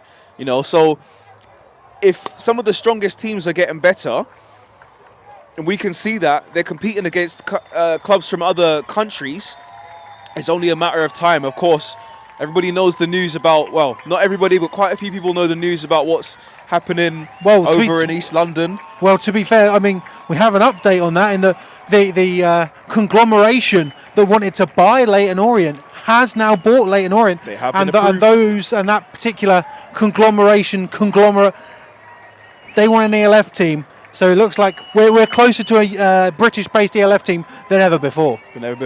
And it must be said, right? A lot of people would question, why aren't Bristol in the ELF? Why aren't the Warriors in the ELF? People ask these questions. At some point, we may have our answers, right? At some point, of course, we know teams like Bristol definitely have at least some of the talent to be able to compete. There are guys who used to play in the ELF that are playing for Bristol right now. And I'd imagine Amsterdam doesn't really have much of a problem with recruiting talent. So, ladies and gentlemen, if you just give us a few moments, we're going to get some interviews with some of the Bristol Aztecs, but we are going to have to make our way down from the Condors now, so just give us a moment.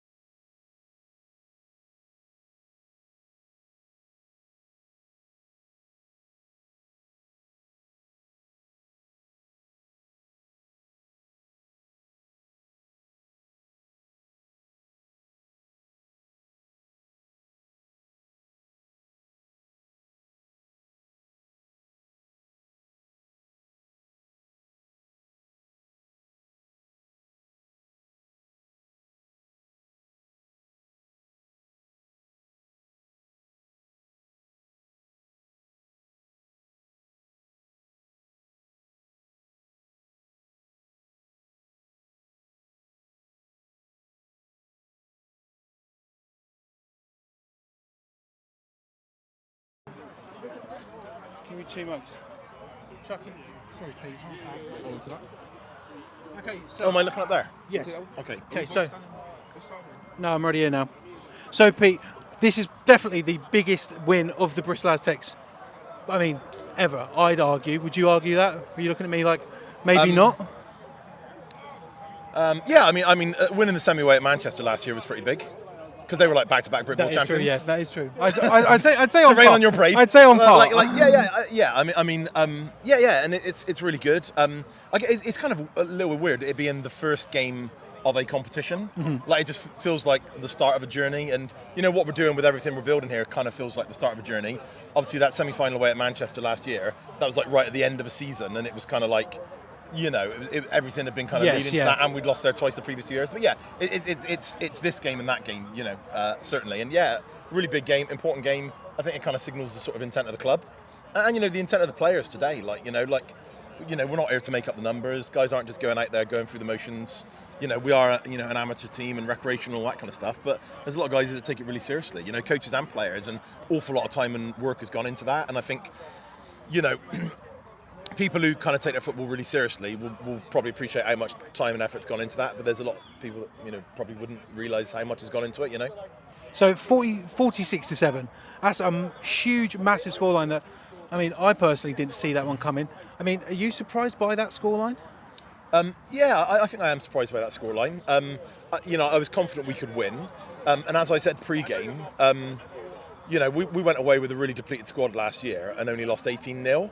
And we could have. I think we had a fumble in their red zone last year, and they had a kind of big breakaway play. So that game last year could have been a sort of a 3-point game or certainly a 1-score game.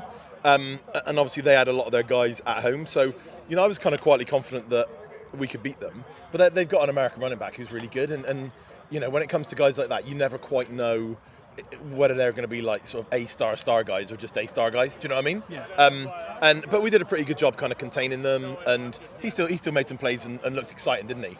But yeah, we did a pretty good job containing him, and a few times he showed what the kind of damage he could have done. Maybe if he was getting slightly better blocking, or if the kind of momentum had been in their favour. We were in a situation where, like the sort of field position wise and scoreline wise, we were in sort of pretty good shape to kind of manage the game. Which didn't really allow him to kind of get going. I think like on a different day, it could have been like a pretty close game maybe. But yeah, I was confident we would win. So obviously now it's, CEFL wise, it's Sweden. What does it mean to be able to travel that distance and face a team like that? Yeah, it's pretty exciting, isn't it? And Karlstad, just like Amsterdam, they've got sort of heritage and pedigree in Europe. Karlstad obviously have been good kind of more recently, and yeah, it's good. It's great to go and play a game of that kind of calibre. And I think we've put on a really good event here tonight. And the stand was full, and we've got like sort of 300 people in, and that's really positive. And Karlstad will be sort of have more going on and busier and more people and that kind of thing. And those are the kind of games we want to play. And it's about trying to kind of improve the experience for the players and push the team on. And going somewhere like Karlstad, definitely does that. And domestic football's not always competitive, and we've been on both sides of that. It's just good to have some more competitive games. Karlstad is obviously going to be very competitive, and that was competitive tonight. It was still good football. I think it's a sort of a strange question here. Is that how do you feel like the CEFL games going forward are going to be affecting the Bristol Aztecs' aspirations to go back to the Brit Bowl and this time take it home to Bristol? Yeah, definitely it can have an impact, right? Because it's adding 2 games to the season, and there will be attrition and there will be injuries and that kind of thing, and that's definitely sort of difficult, and we need to manage that. And does it improve or worsen our chances of winning the Brit Bowl this year? It's hard to say, isn't it? But there's no doubt that game tonight will have prepared us better for playing the London Warriors next week. No disrespect to Amsterdam, the London Warriors are better than them, and that will help prepare us for that in a way that playing Cambridge and Rushmore probably didn't. It's the bigger picture thing as well. I'm not really thinking about necessarily just Brit Bowl this year and winning Brit Bowl this year. We're trying to build like a bigger, better program that's sustainable. So we're hopefully getting to the Brit Bowl every year, and trying to build sort of a longer term legacy and a longer term kind of basis of success. I think ultimately if we can, our medical provision is really good. Tom, our physio, is amazing. If we can manage the injury and the reps and all that kind of stuff, I think this will kind of like help us this year as well as in the long run.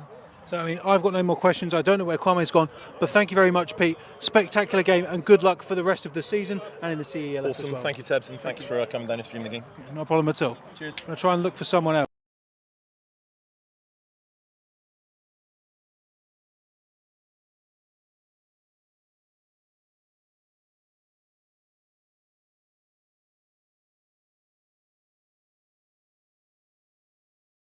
So, I mean, huge scoreline, 46-7. You put on a great performance in at quarterback. What does this win mean for you? What does it mean for the wider Bristol Aztecs? I think it just means, for me personally, for me, I think it just means just being grateful. Honestly, I'm just so grateful for everybody on this team. Coaches, staff, O-line, wide receivers, defense. I'm grateful for everybody. And I think for me, it just means that we are who we think we are, right? We can go out and compete in Europe. And I don't know too many, Brit ball teams that have been able to do that on this stage. So we are who we think we are, right? And we have a big game next week, and enjoy tonight. On to London tomorrow. I was going to say, London Warriors next week. That's probably the biggest rivalry in at least the Prem South. How are you preparing for that game, as well as having just done this game as well? Big picture, right? We don't want to just be, winning a CEFL game and not thinking about our next opponent, right? So I think the biggest thing from now on is to focus on London, right? Enjoy tonight, enjoy the confidence that we can get from this win, and then from there, just focus on London, right? We just got to go win a football game again next week. So the Aztecs, now they're travelling to Sweden. Karlstad is the next step.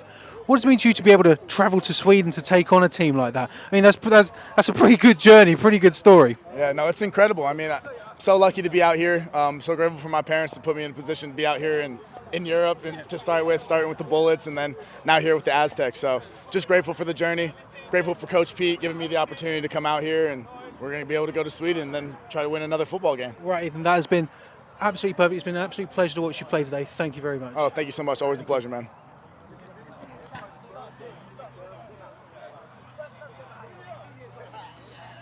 Raina, come here.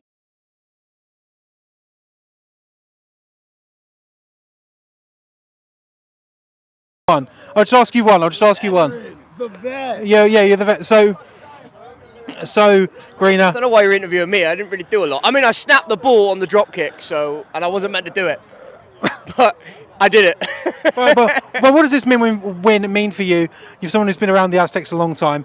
I said to Pete Jones that, in my eyes, this is the biggest win of the Aztecs as a whole. He obviously rebutted with Manchester Titans last year. Yeah. Personally, I'd argue they're on the same level, Pete.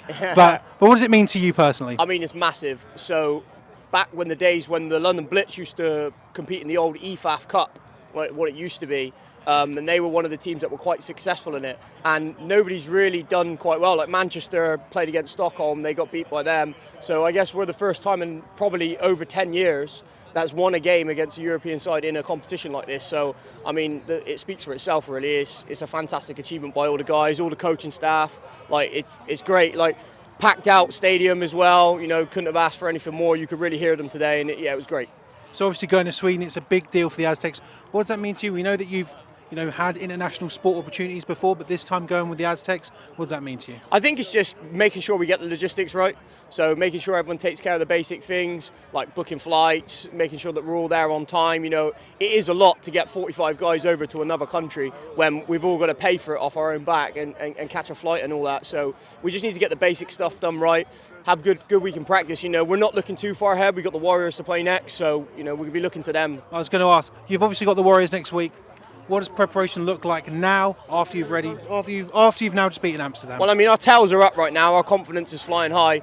We've put 46 on Cambridge. We put 60 odd on Rushmore. We've now put 46 on the European side in Amsterdam. So our confidence is running high, and we just need a good week of practice. Make sure that we set our assignments. We get ready. We're prepping for London now for next week. We're on to London. We'll celebrate this one tonight, but on to London next week. Right, Green. It's been an absolute pleasure. I'm sure you want to get some more. London next week.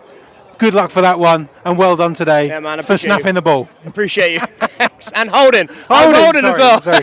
He was holding as well. It's up to you, mate. It's up to you. So, sorry, Coach, just up there for me. So, Coach, not the result you were looking for. What do you think was missing today?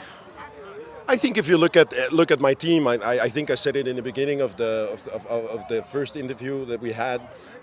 Is we've got an extremely young team. We just had our talk over there, and it was an emotional talk. And I think the key point of the day was how grown up were we, and not grown up enough. And that's fine. That's okay. Most of these guys that I had today were 18, 19, 20. We're playing a team that's experienced, playing football for a long time, with some really good guys on this team. So if you ask me, you say, is this the result you're looking for? Obviously, you don't want to lose, but the result that I was looking for, we showed today. And we showed character and heart. So, still undefeated in the AFBN. What does the rest of the season look like for the Amsterdam Crusaders? The rest of the season just looks like every other season. You want to win. We also came here today to win. And we're going to be back next week playing Utrecht to win. And eventually you have to be a champion to be eligible for this league or a runner-up. So we'll be back next year because we will be champions in the AFBN. It's going to be interesting. Obviously, it'll be the third year in a row, if that is to take place, that Amsterdam have played Bristol.